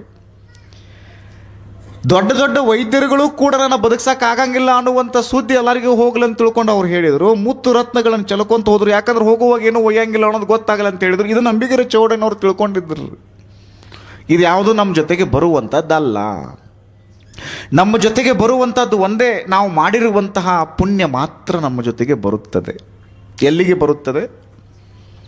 ನಿಮ್ಮ ಆತ್ಮತೃಪ್ತಿಗಾಗಿ ನಿಮ್ಮ ಜೊತೆಗೆ ಬರುತ್ತದೆ. ಅದು ಮ್ಯಾಲೆ ನಿಮ್ಮ ಜೊತೆಗೆ ಬರಂಗಿಲ್ಲ ರೀ. ಆತ್ಮತೃಪ್ತಿಗಾಗಿ ನಿಮ್ಮೊಂದಿಗೆ ಇರ್ತದೆ. ಅದು ಯಾವುದು? ಪುಣ್ಯ ಅನ್ನೋದು. ಆತ್ಮಸಂತೃಪ್ತಿ ನೋಡ್ರಿ, ಅದ ಭಾಳ ದೊಡ್ಡದು ರೀ. ಅದಕ್ಕಿಂತ ದೊಡ್ಡದು ಯಾವುದೂ ಇಲ್ಲ ನೋಡ್ರಿ. ಬಸವಣ್ಣನ ಹತ್ರ ಅಂಬಿಗರ ಚೌಡಯ್ಯನಂಥವರು, ಮೋಳಿಗೆಯ ಮಾರಯ್ಯನಂಥವರು, ಉರ್ಲಿಂಗ ಪೆದ್ದಿಗಳಂಥವರು, ಈ ಕಡೆ ಅಮುಗೆ ದೇವಯ್ಯನಂಥವರು, ಇವರೆಲ್ಲರೂ ಅಲ್ಲಿ ಯಾಕೆ ಬಂದರು ಅಂದ್ರೆ, ಬಸವಣ್ಣ ಹೃದಯದ ತುಂಬೆಲ್ಲ ಪ್ರೀತಿಯನ್ನು ಇಟ್ಟುಕೊಂಡಿದ್ದ. ನಾವು ಹೃದಯದ ತುಂಬೆಲ್ಲ ಪ್ರೀತಿಯನ್ನು, ಪ್ರೇಮವನ್ನು, ದಯೆಯನ್ನು, ಕರುಣೆಯನ್ನು ಇಟ್ಕೊಂಡು ಬಿಟ್ಟಿವಿ ಅಂತಂದರೆ ಈ ಜಗತ್ತು ನಿಮಗೆ ನಿಮ್ಮ ಕುಟುಂಬದಂಗೆ ಕಾಣಿಸ್ತದೆ. ನೀವು ಒಂದು ದ್ವೇಷವನ್ನು ಇಟ್ಕೊಂಡು ಬಿಟ್ರಿ ಅಂತಂದ್ರೆ, ನಿಮ್ಮ ಮೇಲೆ ನಿಮಗೆ ಪ್ರೀತಿ ಇರಲಿಲ್ಲ ಅಂತಂದ್ರೆ ಈ ಜಗತ್ತಿನ ಬಗ್ಗೆ ನಿಮಗೆ ಪ್ರೀತಿ ಹುಟ್ಟೋದಕ್ಕೆ ಸಾಧ್ಯನೇ ಇಲ್ಲ. ಬಸವಣ್ಣ ಅಂಥದ್ದೊಂದು ಶಕ್ತಿಯನ್ನು ಪಡ್ಕೊಂಡಿದ್ರು. ಎಲ್ಲಿಗೆ ಪಯಣ ಅಂದರೆ ಕಲ್ಯಾಣಕ್ಕೆ ಹೋಗಬೇಕು. ಯಾಕೆ ಕಲ್ಯಾಣಕ್ಕೆ ಹೋಗಬೇಕು ಅಂದ್ರೆ ಅಲ್ಲಿ ಬಸವಣ್ಣ ಅದಾನ. ಬಸವಣ್ಣನ ಹೆಸರು ಅಂದ್ರೆ ಸಾಕು ನೋಡ್ರಿ, ಅಲ್ಲಿ ಎಲ್ಲರಿಗೂ ಖುಷಿನೇ ಖುಷಿ. ಬಸವ ಅಂದ್ರೆ ಅಷ್ಟು ಖುಷಿ ಅವರಿಗೆ. ಅದಕ್ಕೆ ಮಡಿವಾಳ ಮಾಚಿದೇವ್ರು ಹೇಳ್ತಾರಲ್ಲ, ಬಸವ ಬಸವ ಬಸವ ಎನ್ನದೆ ಮಜ್ಜನ ಕೆರೆದು ಬಿಟ್ರಿ ಅಂತಂದ್ರೆ ನಿಮ್ಮ ಭಕ್ತಿ ಶೂನ್ಯವಾಗಿ ಬಿಡುತ್ತದೆ, ನಿಮ್ಮ ಕ್ರಿಯೆಗಳೆಲ್ಲ ಶೂನ್ಯವಾಗಿ ಬಿಡುತ್ತವೆ. ಯಾಕೆ ಹಂಗೆ ಆಗ್ತಾವ ಅಂತಂದ್ರೆ ಬಸವಣ್ಣನವರ ಹೆಸರಿನೊಳಗೆ ಅಂಥದ್ದೊಂದು ಶಕ್ತಿ ಇತ್ತು. ಈ ಹೆಸರು ಅಂದಾಗ ನನಗೆ ಅನಿಸ್ತದೆ, ನಿಮಗೆಲ್ಲ ಹೆನ್ರಿ ಫೋರ್ಡ್ ಹೆಸರು ಗೊತ್ತಿರಬೇಕು. ನಾ ಭಾಳ ಸಂದರ್ಭಗಳಲ್ಲಿ ಈ ಹೆನ್ರಿ ಫೋರ್ಡ್ ಅವರ ಕತೆ ಹೇಳ್ತಿರ್ತೀನಿ. ಈ ಹೆನ್ರಿ ಫೋರ್ಡ್ ಅಂತಿದ್ರಲ್ರಿ, ಇವರು ಭಾಳ ಚಲೋ ಕಾರು ಕಂಪ್ನಿಯ ಮಾಲೀಕರ್ರಿ ಇವರು. ಈ ಫೋರ್ಡ್ ಕಂಪ್ನಿ ಕಾರುಗಳು ಇರ್ತಾವೆ ನೋಡ್ರಿ, ಇದರ ಮಾಲೀಕ ರೀ ಅವರು ಭಾಳ ಅದ್ಭುತವಾಗಿ ಒಂದು ಕಂಪ್ನಿ ಕಟ್ಟಿದ್ರು. ಭಾಳ ದೊಡ್ಡ ದೊಡ್ಡ ಮಂದಿ ಎಲ್ಲ ಬಂದು ಅವ್ರ ಕಾರುಗಳನ್ನು ತೆಗೆದುಕೊಳ್ತಿದ್ರು. ಒಬ್ರು ಯಾರೋ ಅವ್ರ ಕಾರುಗಳನ್ನು ತೆಗೆದುಕೊಳ್ಳಕ್ಕೆ ಬಂದರು. ನಿಮ್ಮ ಕಾರುಗಳನ್ನು ತೋರಿಸ್ರಿ ಅಂದರು. ಬರ್ರಿ ಅಂತ ತಿಳ್ಕೊಂಡು ಎಲ್ಲ ಇಂಜಿನಿಯರ್ಗಳೆಲ್ಲ ತೋರಿಸಿದ್ರು. ಇನ್ನೇನು ಅದನ್ನು ಫೈನಲ್ ಮಾಡಬೇಕು ಅಂತ ತಿಳ್ಕೊಂಡು ಅಲ್ಲಿ ಆಫೀಸ್ನೊಳಗೆ ಕೂತ್ಕೊಂಡಿರುವಂಥ ಹೆನ್ರಿ ಫೋರ್ಡ್ ಹತ್ರ ಬಂದರು. ನಿಮ್ಮ ಕಾರ್ ತೊಗೋಬೇಕಂತ ಮಾಡಿರಿ, ತೊಗೋರಿ, ನಿಮ್ಮ ಸಲುವಾಗಿ ತೆಗೆದಿವಿ ನಾವು ಕಾರು ಕಂಪ್ನಿ, ತೊಗೊಳ್ರಿ ಅಂದರು. ಹಾಗಿದ್ರೆ ಒಂದು ಟೆಸ್ಟ್ ಡ್ರೈವ್ ಹೋಗಿ ಬರ್ಬೋದ್ರಿ ಅಂದರೆ, ಒಳ್ಳೆ ಬರ್ರಿ, ನಾನೇ ಕುಂಡಿಸ್ಕೊಂಡು ಹೋಗ್ಕೊಂಡು ಬರ್ರಿ ನಿಮ್ಮನ್ನು ಅಂತ ತಿಳ್ಕೊಂಡು ಹೆನ್ರಿ ಫೋರ್ಡ್ ಸ್ವತಃ ಡ್ರೈವಿಂಗ್ ಸೀಟ್ನಾಗ ಅವರೇ ಕೂತ್ಕೊಂಡು ಆ ಏನು ತೊಗೊಳಕ್ಕೆ ಬಂದಿದ್ರಲ್ರಿ ಮಾಲಕರು, ಅವ್ರನ್ನೂ ಕುಂಡಿಸ್ಕೊಂಡು ಗಾಡಿ ಹೊಣ್ತೀರಿ, ಟೆಸ್ಟ್ ಡ್ರೈವ್ ಅಂತ ಮಾಡ್ತಾರೆ. 10-15 ಕಿಲೋಮೀಟರ್ಗಳವರೆಗೆ ನಿಮ್ಮನ್ನು ಸುತ್ತಿಸ್ಕೊಂಡು ಬರ್ತಾರೆ. ನಿಮ್ಗೆ ಆರಾಮ ಅನಿಸ್ತಾರೆ ತೊಗೋಬೋದು, ಇರಲಿಲ್ಲ ಅಂದ್ರೆ ಬಿಡ್ಬೋದು. ನೀವು ದೊಡ್ಡ ದೊಡ್ಡ ಕಂಪ್ನಿಗೆ ಹೋಗಿ ಮತ್ತು 10-15 ಕಿಲೋಮೀಟ್ರ್ ಹಂಗೆ ಪುಗ್ಸಟ್ಟಿ ಅಡ್ಯಾಡಿರು ಬರ್ಬೋದು. ಟೆಸ್ಟ್ ಡ್ರೈವ್ ಅಂತ ತಿಳ್ಕೊಂಡು ಆರಾಮ ಹೋಗಿನೂ ಬರ್ಬೋದು ನೀವು. ಆ ಮಾತು ಬೇರೆ. 10-15 ಕಿಲೋಮೀಟರ್ಗಳವರೆಗೆ ಕರ್ಕೊಂಡು ಅವ್ರನ್ನ ಕುಂಡಿಸ್ಕೊಂಡು ಹೊಂಟಿದ್ರಲ್ಲ, 10 ಕಿಲೋಮೀಟ್ರ್ ಹೋಗಿರ್ಲಿಲ್ಲ ರೀ, ಗಾಡಿ ಬಂದು ಬಿದ್ದು ಬಿಡಿತ್ತು. ಏನು ಮಾಡ್ರು ಚಾಲೋನ ಆಗಲಿಲ್ಲ. ಆ ಗಾಡಿ ತೊಗೊಳಕ್ಕೆ ಬಂದವ್ರಿಗೆ ಏನು ಅನಿಸಿರ್ಬೇಕು ಹೇಳ್ರಿ ನೋಡೋಣ. ನೀವು ಯಾವುದಾದ್ರೂ ಒಂದು ಕುದುರೆ ತೊಗೊಳಕ್ಕೆ ಹೋದಾಗ ಕುದುರೆ ಹೆಂಗೆ ಓಡ್ತೈತ್ರಿ ತೋರಿಸ್ರಿ ಅಂದಾಗ, ಕುದುರೆ ಮಸ್ತ್ ಓಡ್ತೈತ್ರಿ ಅಂತ ಎಲ್ಲ ಹೇಳ್ತಾರೆ ಅದ್ರ ಬಗ್ಗೆ ನಿಮಗೆ. ಓಡಿಸ್ರಿ ನೋಡೋಣ ಅಂತ ತಿಳ್ಕೊಂಡು ಕುದುರೆ ಮೇಲೆ ಕೂತು ಓಡಿಸ್ಕೊಡ್ದ 4 ಹೆಜ್ಜೆ ಹೋಗ್ಬಿಡ್ದ ಕುದುರೆ ದೊಪ್ಪತ್ತು ಹೊತ್ಕೊಂಡು ಬಿದ್ದರೆ ಏನು ಅನಿಸತ್ತೆ ನಿಮಗೆ? ಗದ್ಲಕ್ಕೆ ಬಿತ್ತು ಬಿಡ್ರಿ ಅಂತ ಹೇಳ್ತಾರೆ. ಚಲೋ ಎಮ್ಮಿ, ಜಾರ್ಖಂಡ್ ಎಮ್ಮಿ. ಈಗ ನಮ್ಮ ಕಡೆ ಎಮ್ಮಿ ತರ್ತಾರೆ ನೋಡ್ರಿ, ಜಾರ್ಖಂಡ್ ಎಮ್ಮಿ. ನಮ್ಮ ಬಸವಧಾರ ನಾಡಗೌಡರು ಅದೊಂದು ಶುರು ಮಾಡ್ಯಾರಲ್ರಿ, ಹಾಲಿನ ಉತ್ಪನ್ನಗಳದ್ದೊಂದು, ಅಲ್ಲಿಂದ ತಂದಾರಂತೆ ಎಮ್ಮಿಗಳನ್ನೆಲ್ಲ. ಚಲೋ ಹಿಂಡ್ತೈತೆ ಅಂತ ತಿಳ್ಕೊಂಡು ಎಮ್ಮಿ ತರ್ತೀರಿ, ಬಂದ ತಕ್ಷಣ ಒಂದು ಗಿಂಡಿನೂ ಹಾಲು ಹಿಂಡಲಿಲ್ಲ ಅಂದ್ರೆ ಏನು ಮಾಡಿದ್ರು ಅದನ್ನು? ಒಮ್ಮೆ ನಿಮ್ಮದು ಆತ್ಮಸ್ಥೈರ್ಯ ಸಂತೋಷ ಎಲ್ಲ ಒಮ್ಮೆ ಕೆಳಗೆ ಕುಸಿದು ಬಿಡ್ತದೆ. 10 ಕಿಲೋಮೀಟ್ರ್ ಹೋಗಿರಲಿಲ್ಲ, ಗಾಡಿ ಬಂದು ಬಿದ್ದು ಬಿಡ್ತಲ್ಲ, ಅವ್ರ ತಲೆ ರೂಮ್ ಬಂದು ಬಿಡ್ತಾರೆ, ಅವ್ರಿಗೆ ಎದೆ ದಸಕ್ಕೆ ಅಂದು ಬಿಡ್ತಾವ್ರಿ. ಅಲ್ರಿ, ಇಡೀ ಜಗತ್ತಿನೊಳಗೆ ಅತ್ಯಂತ ಉತ್ಕೃಷ್ಟ ದರ್ಜೆಯ ಕಾರು ಕಂಪನಿ ಅಂದ್ರೆ ನಿಮ್ಮದಂತ ತಿಳ್ಕೊಂಡು ನಾವು ತೊಗೊಳಕ್ಕೆ ಬಂದೀವಿ. 10 ಕಿಲೋಮೀಟ್ರ್ ಬಂದಿರಲಿಲ್ಲ, ಗಾಡಿ ಬಂದು ಬಿತ್ತಲ್ರಿಪ್ಪ. ಅವಾಗ ಹೆನ್ರಿ ಫೋರ್ಡ್ ಅಂದ್ರಂತ, ಕ್ಷಮಾ ಮಾಡ್ರಿ, ಗಾಡಿಗೆ ಪೆಟ್ರೋಲ್ ಹಾಕೋದು ಮರ್ತಿದ್ದೆ ನಾನು. ಅವಾಗ ಒಳಗೆ ಕುಂತವ್ರು ಶಾನೆ ಆಗಿದ್ದರ್ರಿ ಅವ್ರು. ಅಲ್ರಿ, ನಿಮ್ಮ ಗಾಡಿಗೆ ಪೆಟ್ರೋಲ್ ಇರಲಿಲ್ಲ ಅಂದ್ರೆ 10 ಕಿಲೋಮೀಟ್ರ್ ಹೆಂಗಾರ ಬಂತಿದ್ದು?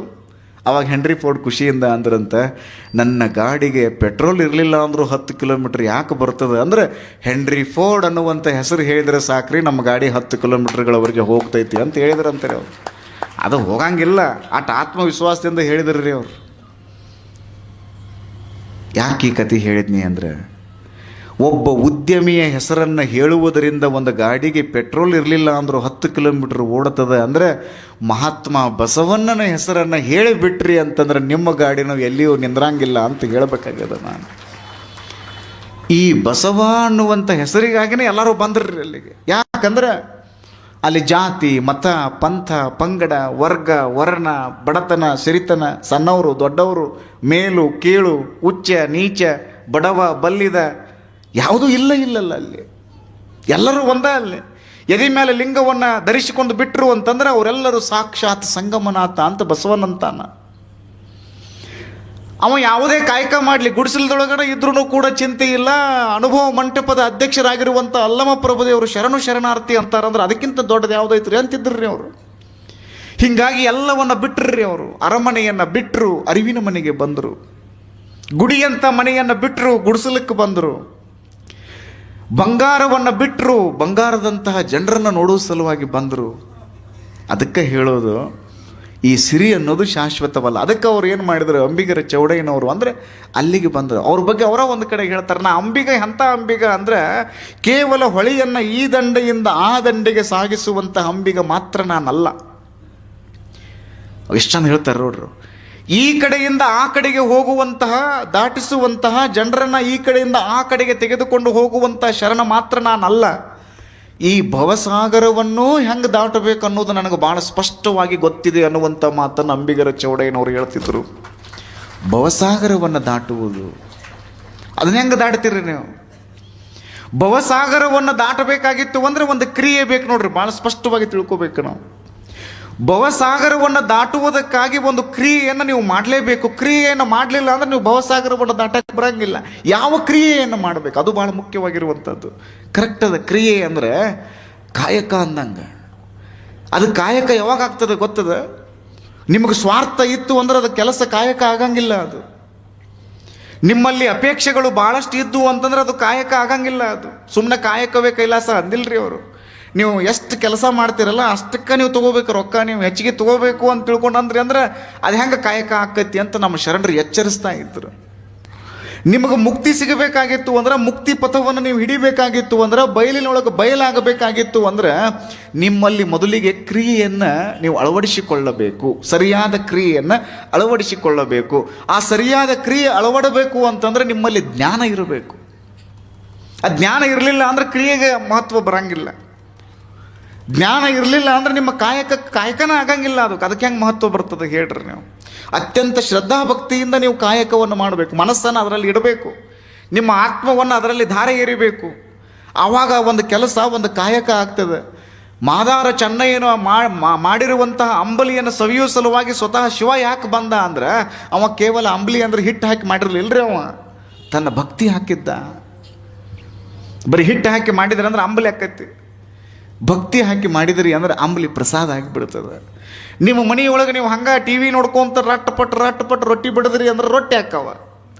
ಬಸವ ಬಸವ ಬಸವ ಅನ್ಕೋಂತ ಬಿಡದ್ರಿ ಅಂತಂದ್ರೆ ಅದು ರೊಟ್ಟಿ ಆಗಿರಂಗಿಲ್ಲ. ಅದು ಸಾಕ್ಷಾತ್ ಬಸವ ಪ್ರಸಾದ ಆಗಿರ್ತದೆ. ಅದು ಮುಕ್ತಿಗೆ ಸೋಪಾನ ಆಗ್ತದೆ. ಅದು ನಿಮ್ಮ ಮನೆಯೊಳಗೆ ನೀವು 100 ರೂಪಾಯಿ ಕಿಮ್ಮತ್ತಿನ ಅಕ್ಕಿ ತಂದು ನೀವು ಅನ್ನ ಮಾಡಿದ್ರೂ ಕೂಡ ಅದು ಕೇವಲ ಅನ್ನ ಆಗ್ತೈತೆ ಹೊರತಾಗಿ ಅದು ಪ್ರಸಾದ ಆಗಂಗಿಲ್ಲ. ತೋಂಟದಾರಿ ಅನುಭವ ಮಂಟಪಕ್ಕೆ ನೀವು ಬರ್ರಿ, ರೇಷನ್ ಅಕ್ಕಿ ಹಾಕಿ ನಾವು ಅನ್ನ ಮಾಡಿದೀವಿ ಅಂದರು ರೇಷನ್ ಅಕ್ಕಿದ ಅನ್ನೋದು. ಆದರೆ ಇಲ್ಲೆಲ್ಲ ಕೆಲಸ ಮಾಡುವಂಥವರೆಲ್ಲರೂ ಶಿವ ಅಂತಿರ್ತಾರೆ. ನೀವೆಲ್ಲರೂ ಕೂತ್ಕೊಂಡು ತನ್ನಗೆ ಕೂತೀರಿ ನೋಡ್ರಿ, ಎಷ್ಟು ಚಂದ ಕೂತೀರಿ ಅಂದ್ರೆ, ನಾ ಕುಂಬಾರಸರಿಗೆ ಅನ್ನಕತ್ತಿದ್ದೀನಿ, ಇಷ್ಟು ಮಂದಿ ಸಾವಿರ ಮಂದಿ ಕೂತಿರ್ತಾರೆ, ಒಬ್ರು ಕೆಮ್ಮಂಗಿಲ್ಲಲ್ರಿ, ಕೆಮ್ಮು ಬರಂಗಿಲ್ಲ. ನಾ ಮಂದಿಗೆ ಅನ್ಯಾರ ಎಷ್ಟರ ಶಾಂತ ಕೊಂಡ್ರಾಗ ಸಾಧ್ಯತೆ ಐತಿ ಹೇಳ್ರಿ ನೋಡ್ರಿ ನೀವು. ಸಾವಿರ ಜನ ಎಲ್ಲ ಕೂತ್ಕೊಂಡು ಒಬ್ರು ಕೆಮ್ಮಲಾರ್ದಾಗ ನೀವು ಕೂತ್ಕೋತೀರಿ ಅಂದ್ರೆ ಇದೇ ಧ್ಯಾನ, ಇದೇ ದಾನ, ಇದೇ ಜ್ಞಾನ. ಇದನ್ನೇ ನಾವು ತಿಳ್ಕೊಳ್ಬೇಕು ನೋಡಿ. ಧಾರಣ ಅಂತೀವಲ್ಲ, ಇದನ್ನೇ ನಾವು ತಿಳ್ಕೊಳ್ಬೇಕು. ಎಲ್ಲ ಚಿಂತೆ ಬಿಟ್ಟು ಶಾಂತ ಕೂತ್ಕೋತಿರಲ್ಲ ನೀವು. ಏನಾರು ಚಿಂತೆ ಇತ್ತಂದ್ರೆ ನೀವು ಹಿಂಗೆ ಶಾಂತ ಕೊಂಡ್ರಾಗ ಸಾಧ್ಯನೇ ಇಲ್ಲ. ಬರೆದು ಕೊಡ್ತಾರೆ ನಿಮಗೆ. ನಿಮ್ಮ ಲಕ್ಷ ಎಲ್ಲ ಈ ಕಡೆನಾದ ಎಲ್ಲಿದೆ ಅಂದ್ರೆ ಅಂಬಿಗರ ಚೌಡಯ್ಯನವ್ರ ಹತ್ರ ಇದೀರಿ ನೀವು. ಇನ್ನೊಂದಿಷ್ಟು ಮಂದಿ ಇರ್ತಾರೆ, ಅವರು ಪ್ರವಚನಕ್ಕನ್ನು ಹೋಗ್ತಿರ್ತಾರೆ. ನೋಡ್ಬೇಕ್ರಿ ನೀವು, ಎಲ್ಲ ಕಡೆ ಪ್ರವಚನಕ್ಕೆ ಹೋದಲ್ಲೆಲ್ಲ ಹಿಂಗೆ ಶಾಂತ ಕೊಂಡ್ರಂಗಿಲ್ರಿ. ಅವ್ರ ಶರೀರ ಅಷ್ಟೇ ಅಲ್ಲಿರ್ತಾವ, ಮನಸ್ಸು ಎಲ್ಲೆಲ್ಲೋ ಹೋಗಿರ್ತಾವ.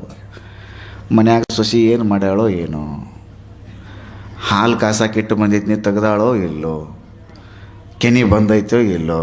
ಆ ಕೆನಿ ಬಂದಿತ್ತಂದ್ರೆ ನಮ್ಮದು ಒಂದು ಬಿಕ್ನಾಸಿ ಬೆಕ್ಕು ಹೋಗಿ ಅದನ್ನು ಕುಡ್ದೈತೋ ಏನೋ.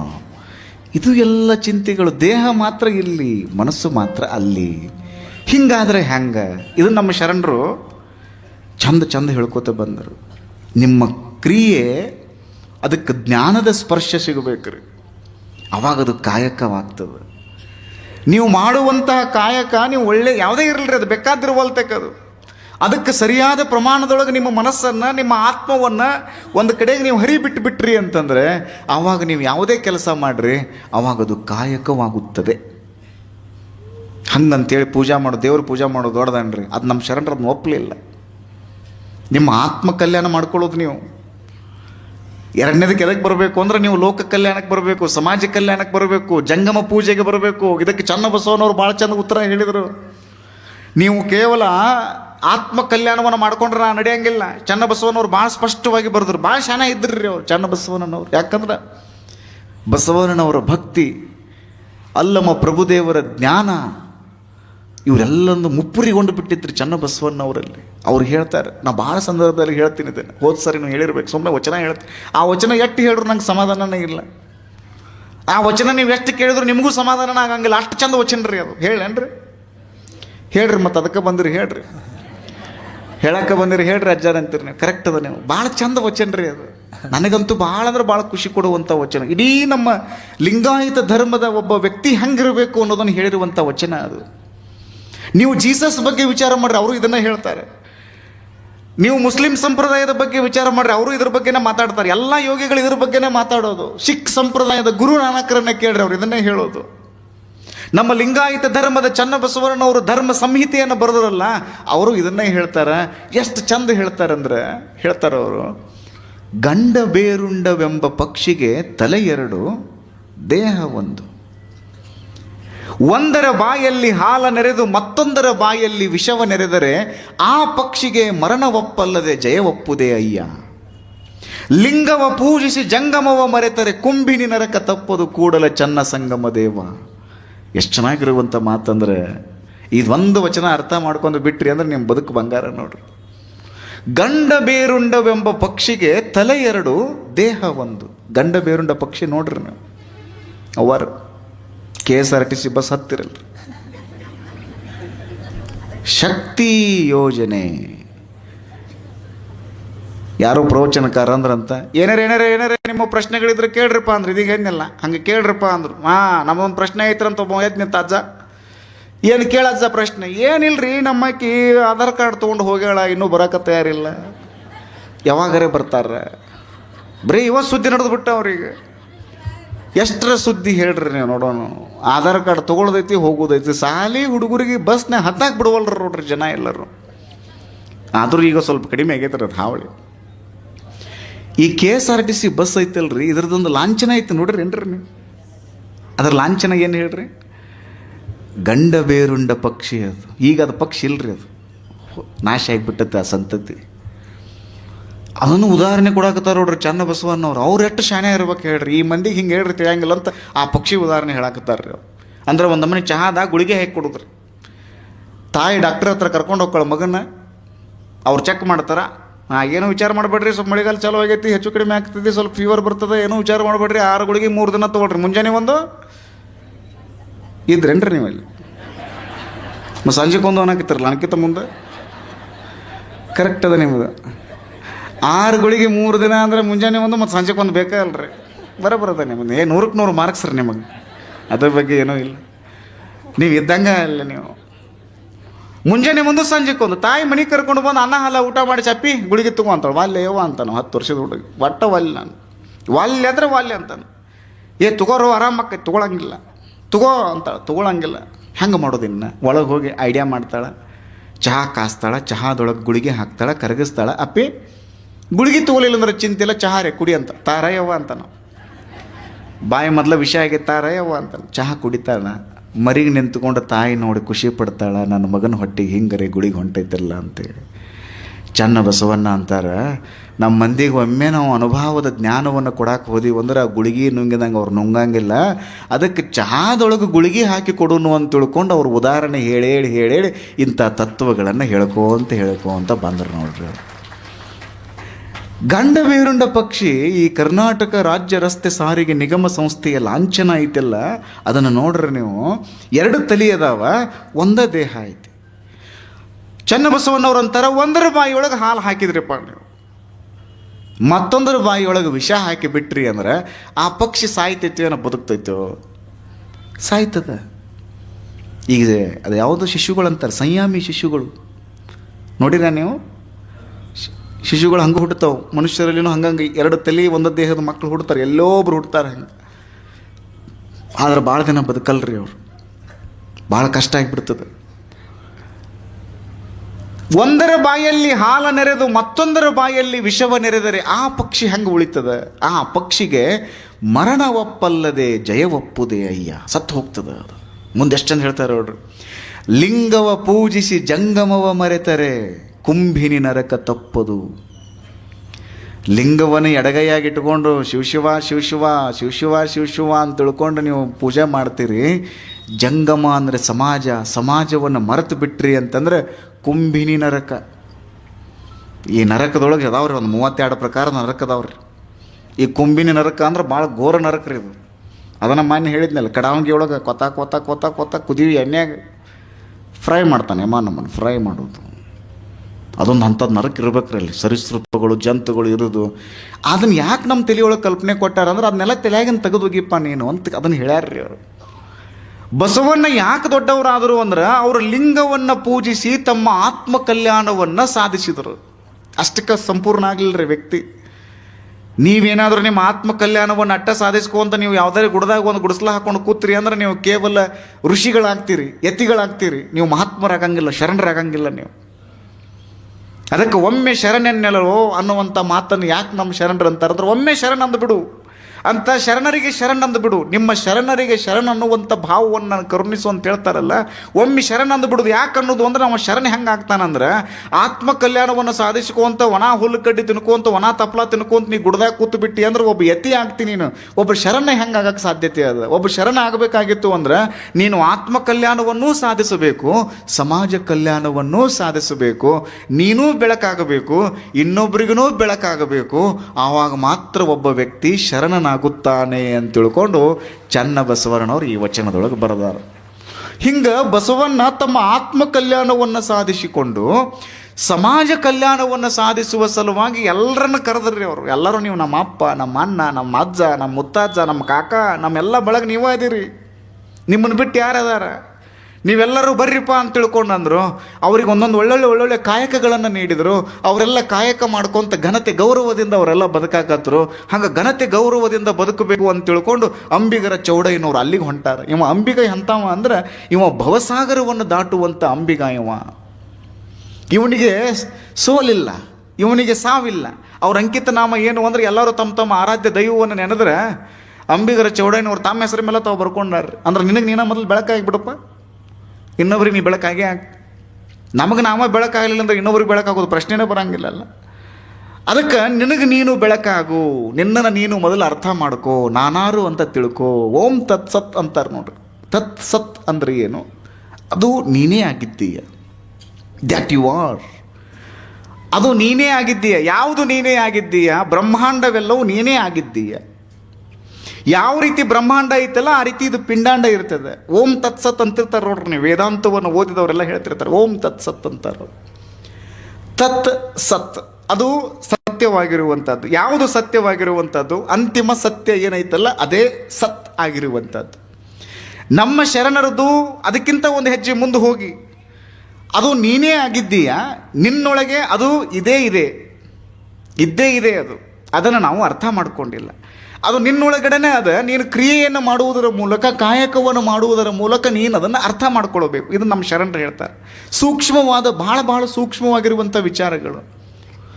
ಹಂಗೆ ಅಂಬಿಗರ ಚೌಡಯ್ಯ ತನ್ನ ಹೆಸರಿನ ಮೇಲಿನ ವಚನ ಬರೆದ. ಭಾಳ ಚಂದ ಒಂದು ವಚನ ಬರ್ಕೋತ ಹೋದ್ರಿ ಅವ್ರು. ಹೆಂಗೆ ಕಟ್ಟಿದ ಲಿಂಗವ ಬಿಟ್ಟು ಬೆಟ್ಟದ ಲಿಂಗಕ್ಕೆ ಹೋಗಿ ಅಲ್ಲಿ ಅಡ್ಡ ಉದ್ದ ಹಿಂಗೆ ಬೀಳ್ಕೋತ ಹೋಗಿಬಿಟ್ಟು ಅಂದ್ರೆ ಅವ್ರು ಹೇಳ್ತಾರೆ, ಭಾಳ ಕೆಟ್ಟ ಹೇಳ್ತಾರೆ ಭಾಷೆಗಳು.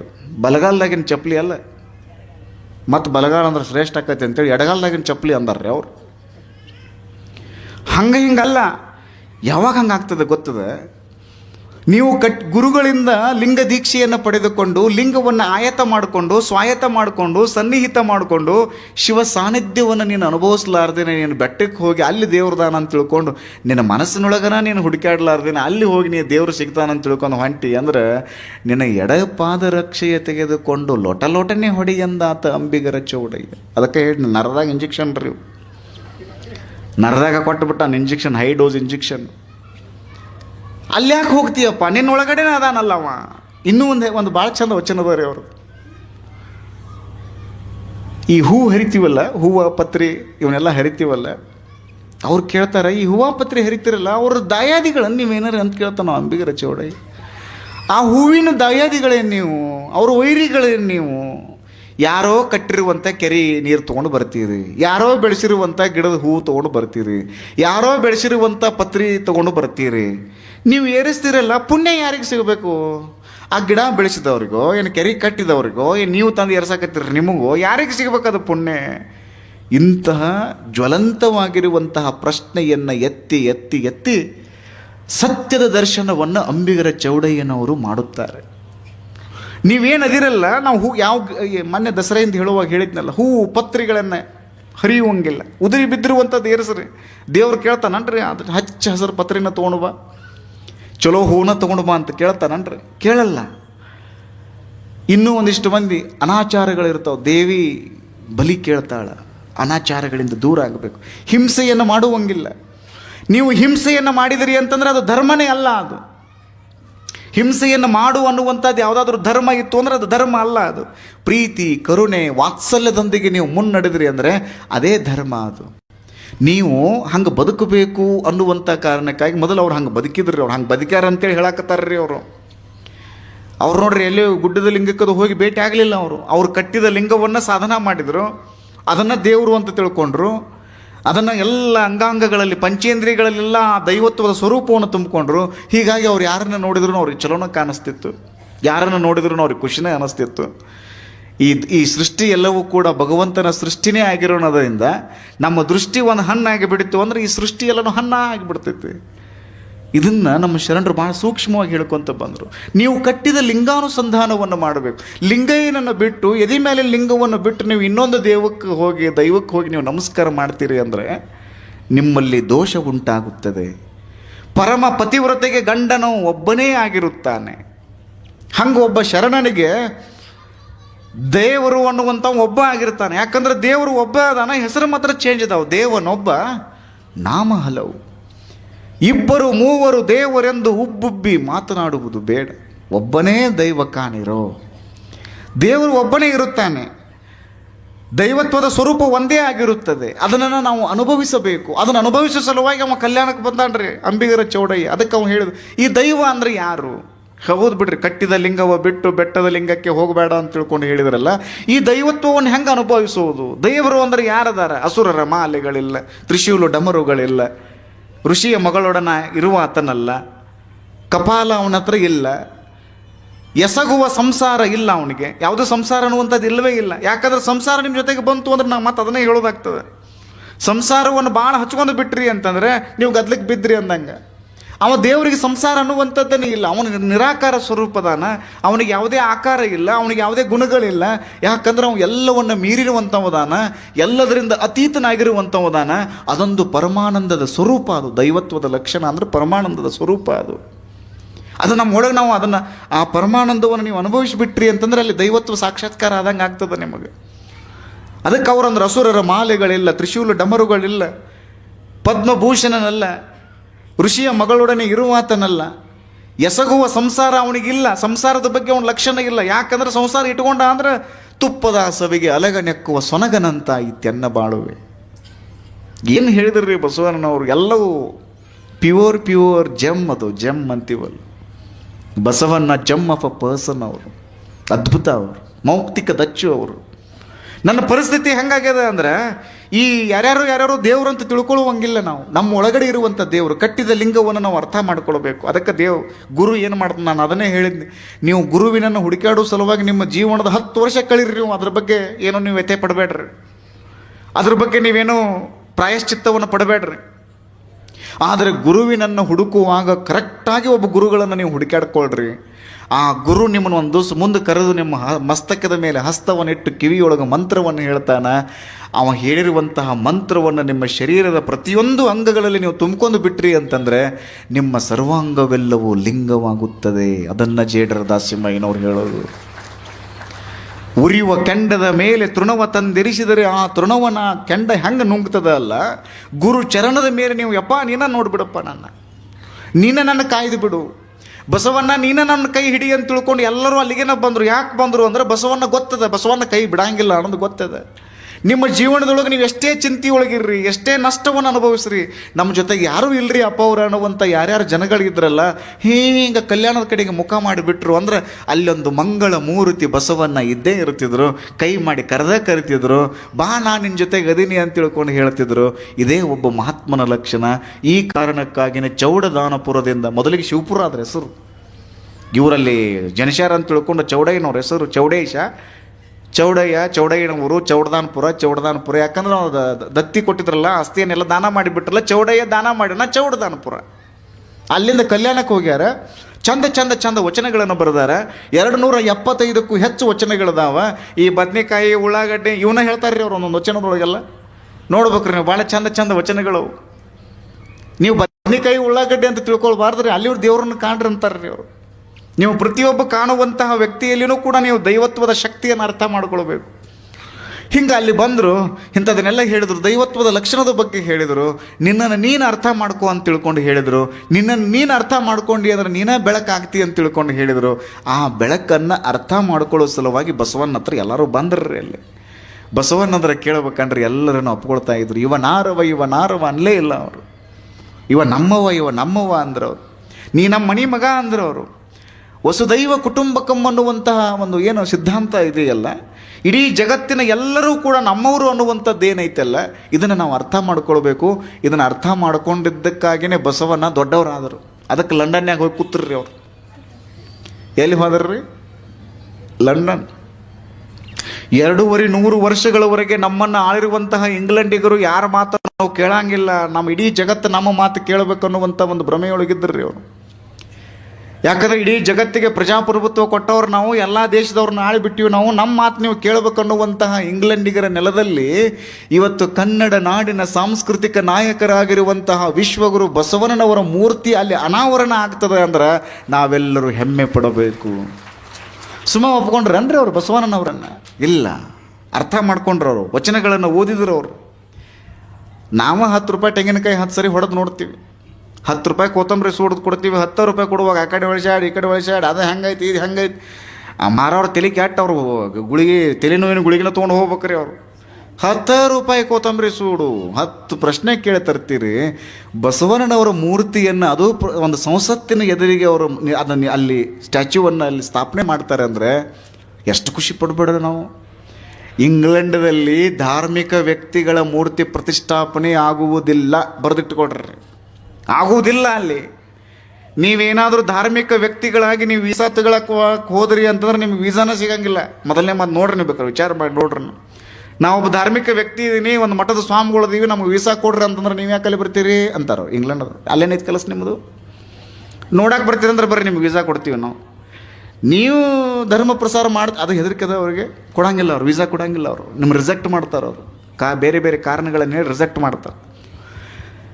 ಆದರೆ ಬಸವಣ್ಣವರ ಮೂರ್ತಿ ಅನಾವರಣ ಯಾಕಾಯಿತು? ನಾನು ಅಭ್ಯಾಸ ಮಾಡುವಂಥ ಸಂದರ್ಭದಲ್ಲಿ ಗೊತ್ತಾಯಿತು, ಇಬ್ಬರು ಧಾರ್ಮಿಕ ವ್ಯಕ್ತಿಗಳ ಮೂರ್ತಿ ಇರೋದ್ರಿ ಇಂಗ್ಲೆಂಡ್ದೊಳಗೆ. ಒಂದು ಬುದ್ಧಂದೊಂದು ಮೂರ್ತಿ ಅದರಲ್ಲಿ. ಇನ್ನೊಂದು ಎರಡನೆಯ ಧಾರ್ಮಿಕ ವ್ಯಕ್ತಿ ಯಾರು ಅಂದರೆ ವಿಶ್ವಗುರು ಬಸವಣ್ಣ ಅನ್ನೋದು ನಾವೆಲ್ಲರೂ ಹೆಮ್ಮೆ ಪಡೋದು. ಬೇರೆ ಯಾರ್ದೂ ಇಲ್ಲ ಅಲ್ಲಿ. ನೀವು ಹೋಗಿ ನೋಡಿರ್ಬೇಕಾರೆ ಚಿಂತನೆ ಮಾಡ್ರಿ. ಇಂತಹ ಬಸವಣ್ಣ ಎಲ್ಲರನ್ನ ಅಪಗೊಂಡ ನಿಮ್ಮ ವರ್ಗಕ್ಕೆ ಸೇರಿರುವಂತಹ ಪ್ರತಿಯೊಬ್ಬ ವ್ಯಕ್ತಿಯಲ್ಲಿನೂ ಕೂಡ ದೊಡ್ಡ ಶಕ್ತಿಯನ್ನು ಕಂಡು ಹಿಡಿದ. ಅದಕ್ಕೆ ಬಸವ ಅಲ್ಲಮ ಪ್ರಭುದೇವರು ಅತ್ಯಂತ ಜ್ಞಾನಿಗಳು ಅಂತ ನಾವು ಹೇಳ್ತೀವಿ. ಮಹಾಮಹಿಮ ಸಂಗನ ಬಸವಣ್ಣ ನನಗೆಯೂ ಗುರು, ನಿನಗೆಯೂ ಗುರು, ಜಗವೆಲ್ಲಕ್ಕೆಯೂ ಗುರು ಕಾಣ ಗುಹೇಶ್ವರ. ಅಲ್ಲಮ ಪ್ರಭು ಇದನ್ನು ಹೇಳ್ತಾರಂದ್ರೆ ವಿಚಾರ ಮಾಡ್ರಿ, ಅವರ ತೇಜ ಎಂಥದ್ದಿರಬೇಕು ಬಸವಣ್ಣನದು. ಅದಕ್ಕೆ ಅಂಬಿಗರ ಚೌಡಯ್ಯ ಅಲ್ಲಿ ಬಂದು ತನ್ನ ಸಾದಾ ಸೀದಾ ಕಾಯಕವನ್ನು ಮಾಡಿಕೊಂಡು ಅಷ್ಟರೊಳಗನ ಖುಷಿ ರೀ ಅವರಿಗೆ. ಈ ಕಡೆ ಜನರನ್ನು ತೊಗೊಂಡು ಆ ಕಡೆ ಬಿಡೋದು, ಆ ಕಡೆ ಜನರನ್ನು ತೊಗೊಂಡು ಬಂದು ಈ ಕಡೆ ಬಿಡುವುದು.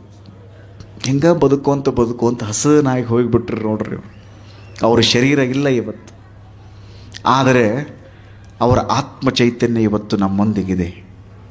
ಹೂವಿಲ್ಲ, ಪರಿಮಳ ಅದ. ಹೂ ಬಾಡಿ ಹೋಗಿಬಿಟ್ಟದ, ಅದು ಮಣ್ಣಿನೊಳಗೆ ಮಣ್ಣಾಗಿ ಹೋಗಿಬಿಟ್ಟದ, ಆದರೆ ವಾಸನ ಮಾತ್ರ ಇವತ್ತಿಗೂ ಐತೆ ನೋಡ್ರಿ. ಅದು ಹಣತೆ, ಈ ಪಣತೆ ಒಳಗೆ ಎಣ್ಣೆ ಹಾಕಿ ಬತ್ತಿ ಹಾಕಿ ನೀವು ಹೊತ್ತಿಸ್ತೀರಲ್ಲ, ಅದು ಯಾವುದೂ ಇಲ್ಲ, ಬೆಳಕು ಮಾತ್ರ ಐತೆ. 12ನೇ ಶತಮಾನದ ಬಸವಣ್ಣ ಅನ್ನುವಂತಹ ಭೌತಿಕ ದೇಹದ ಬಸವಣ್ಣ ಇವತ್ತು ನಮ್ಮ ಮಧ್ಯದಲ್ಲಿ ಇಲ್ಲ. ಆದರೆ ಅವರ ಬಸವ ಪ್ರಕಾಶ ಅನ್ನುವಂಥದ್ದು ಏನೈತಲ್ಲ, ಬಸವ ಜ್ಯೋತಿ ಅನ್ನುವಂಥದ್ದು ಏನೈತಲ್ಲ, ಬಸವ ಬೆಳಗು ಅನ್ನುವಂಥದ್ದು ಏನೈತಲ್ಲ, ಅದು ಇವತ್ತಿಗೂ ನಮ್ಮ ಮಧ್ಯದೊಳಗದ. ಎಲ್ಲರೂ ತೆಗೆದುಕೊಂಡು ಬಂದರು ಬಸವಣ್ಣವರನ್ನು.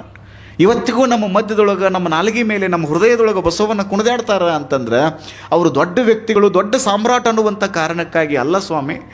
ಅವರು ನಮ್ಮ ಹೃದಯವನ್ನು ಆಳಿದರು ಅಂಥೇಳಿ. ಮಣ್ಣನ್ನು ಆಳಿದವರೆಲ್ಲರೂ ಮಣ್ಣಾಗಿ ಹೋಗ್ಯಾರ್ರಿ.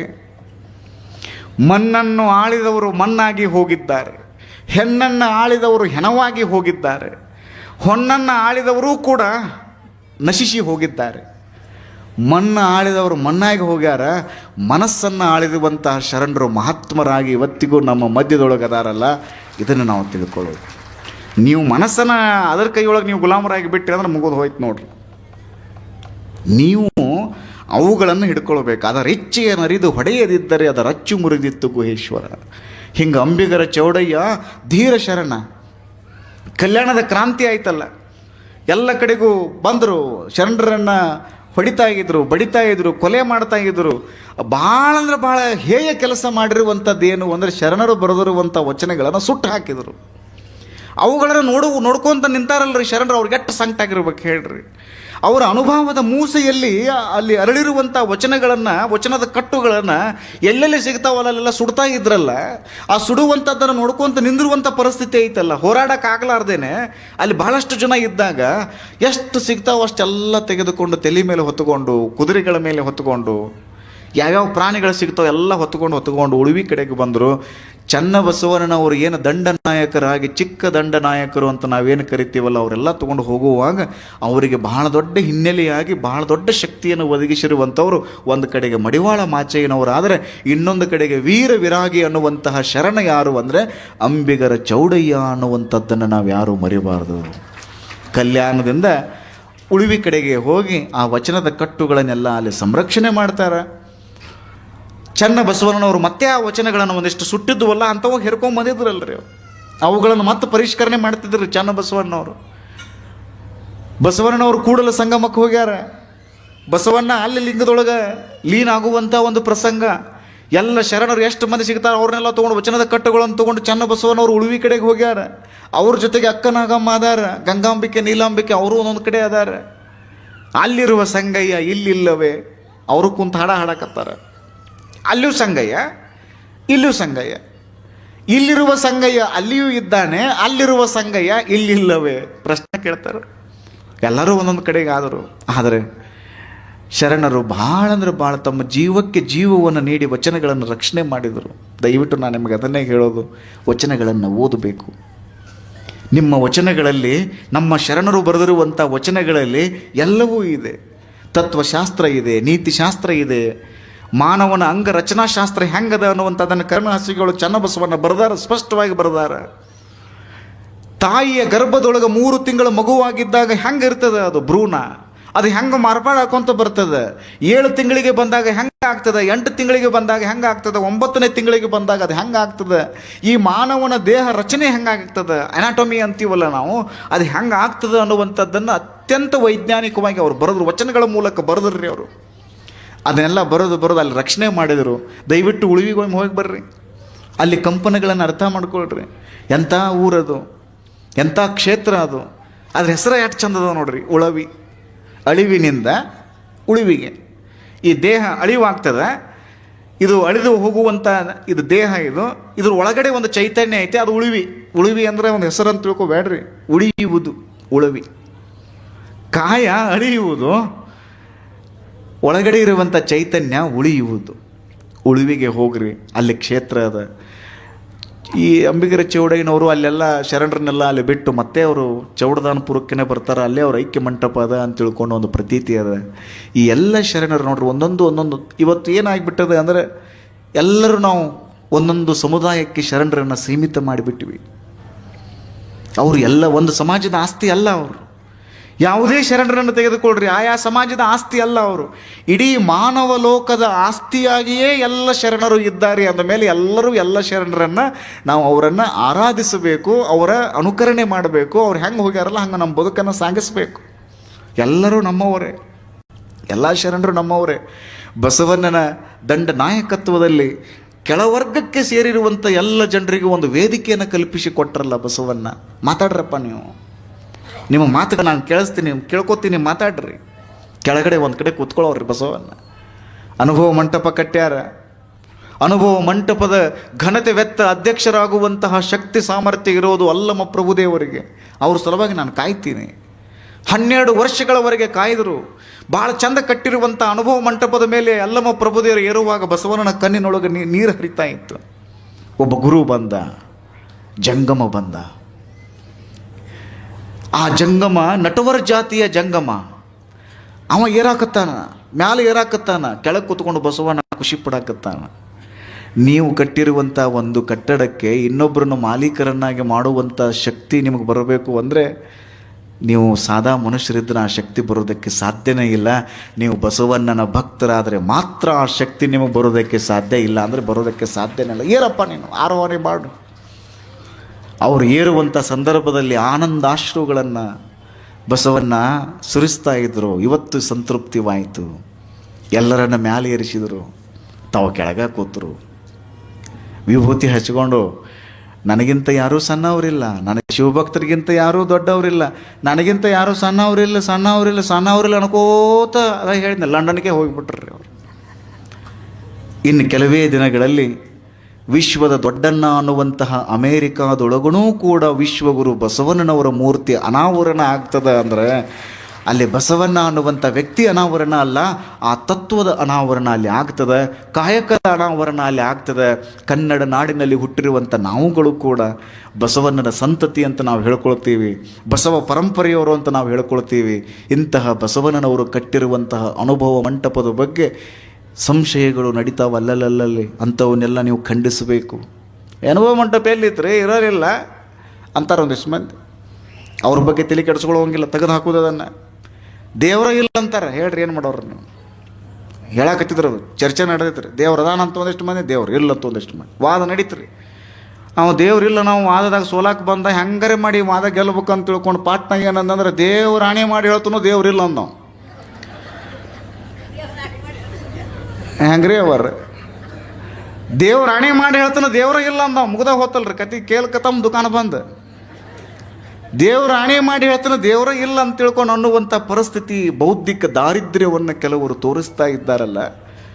ನಾವೆಲ್ಲರೂ ಸಜ್ಜಾಗಬೇಕು. ಆ ಸಜ್ಜಾಗುವಿಕೆಗೆ ನಾವು ಬಸವ ಸಂಸ್ಕೃತಿ ಅಭಿಯಾನ ಅನ್ನುವಂಥದ್ದನ್ನು ಸೆಪ್ಟೆಂಬರ್ 1ರಿಂದ ಅಕ್ಟೋಬರ್ 5ರವರೆಗೆ ಪ್ರತಿ ಜಿಲ್ಲಾ ಕೇಂದ್ರಗಳಿಗೆ ನಾವು ಹೋಗ್ತೀವಿ, ಮಕ್ಕಳೊಂದಿಗೆ ಸಂವಾದ ಮಾಡ್ತೀವಿ. ಯಾಕಂದ್ರೆ 5ನೇತೆ ಓದುವಂಥ ಮಕ್ಕಳು ಆತ್ಮಹತ್ಯೆ ಮಾಡ್ಕೊಳಕತ್ತರು, 7ನೇತೆ ಓದುವಂಥ ಮಕ್ಕಳು ಚಟಕ್ಕೆ ದಾಸರಾಗಕತ್ತರು, 9ನೇತೆ 10ನೇತೆ ಓದುವಂಥ ಮಕ್ಕಳು ಸರಾಯಿ ಕುಡಿಯೋದಕ್ಕೆ ಶುರು ಮಾಡಿದರು, 11ನೇತೆ ಕಾಲೇಜಿಗೆ ಹೊಂಟು ಬಿಟ್ಟ ಅಂದ್ರೆ ಊರಿಗೆ ಅವ ಚೇರ್ಮನ್ರು, ಕಾಲೇಜಿಗೆ ಹೊಂಟ ಅಂದ್ರೆ ಅವ ಚೇರ್ಮನ್. ನಾವು ಇವತ್ತು ಮಕ್ಕಳು ಸಂಸ್ಕೃತಿಯಿಂದ ವಿಮುಖರಾಗ್ತಾ ಇದ್ದಾರೆ, ಧಾರ್ಮಿಕತೆಯಿಂದ ವಿಮುಖರಾಗ್ತಾ ಇರುವಂಥ ಒಂದು ಸಂದರ್ಭದಲ್ಲಿ ನಾವೆಲ್ಲ ಇರೋಣದರಿಂದ ಅವರನ್ನು ನಾವು ಸರಿಯಾದ ದಿಕ್ಕಿಗೆ ತೆಗೆದುಕೊಂಡು ಬರಬೇಕು ಅಂತ ಹೇಳಿ ಒಂದು ಪ್ರಾಮಾಣಿಕ ಪ್ರಯತ್ನವನ್ನು ಮಠಾಧಿಪತಿಗಳ ಒಕ್ಕೂಟ, ಲಿಂಗಾಯತ ಮಠಾಧಿಪತಿಗಳ ಒಕ್ಕೂಟದಿಂದ ಸೆಪ್ಟೆಂಬರ್ 1 ಬಸವಣ್ಣನವರು ಜನಿಸಿರುವಂತಹ ಬಸವನ ಬಾಗೇವಾಡಿಯಿಂದ ಅದು ಬೆಂಗಳೂರಿನವರೆಗೆ ಬಸವ ಸಂಸ್ಕೃತಿ ಅಭಿಯಾನ ನಡೀತದೆ.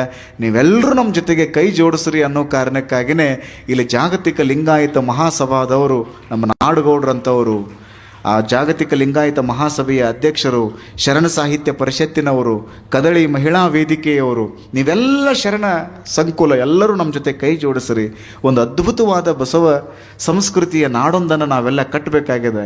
5 ನಿಮಿಷ ಸಮಯ ಹೆಚ್ಚಿಗೆ ಆಯಿತು, ಆ ಕಾರಣಕ್ಕಾಗಿ ನಾನು ವಿಷಾದಿಸ್ತೇನೆ. ನಿಮ್ಮೆಲ್ಲರ ಸಮಯ ಅತ್ಯಂತ ಅಮೂಲ್ಯವಾಗಿರುವಂಥದ್ದು. ಅಂಬಿಗರ ಚೌಡಯ್ಯ, ಅವ ಭವಸಾಗರವನ್ನು ಗೆದ್ದಿರುವಂಥ ಚೌಡಯ್ಯ. ನಾವು ಎಲ್ಲರೂ ಆ ಶರಣರ ಚರಿತ್ರೆಯನ್ನು ಕೇಳಿ ಸಾಧ್ಯ ಆದಷ್ಟು 0.0001 ಪಾಯಿಂಟ್ರಷ್ಟಾದರೂ ನಾವು ಅರ್ಥ ಮಾಡ್ಕೊಂಡಿವಿ ಅಂದರೆ ನಮ್ಮ ಬದುಕು ಬಂಗಾರ ಆಗ್ತದೆ. ಶರಣಾರ್ಥಿ.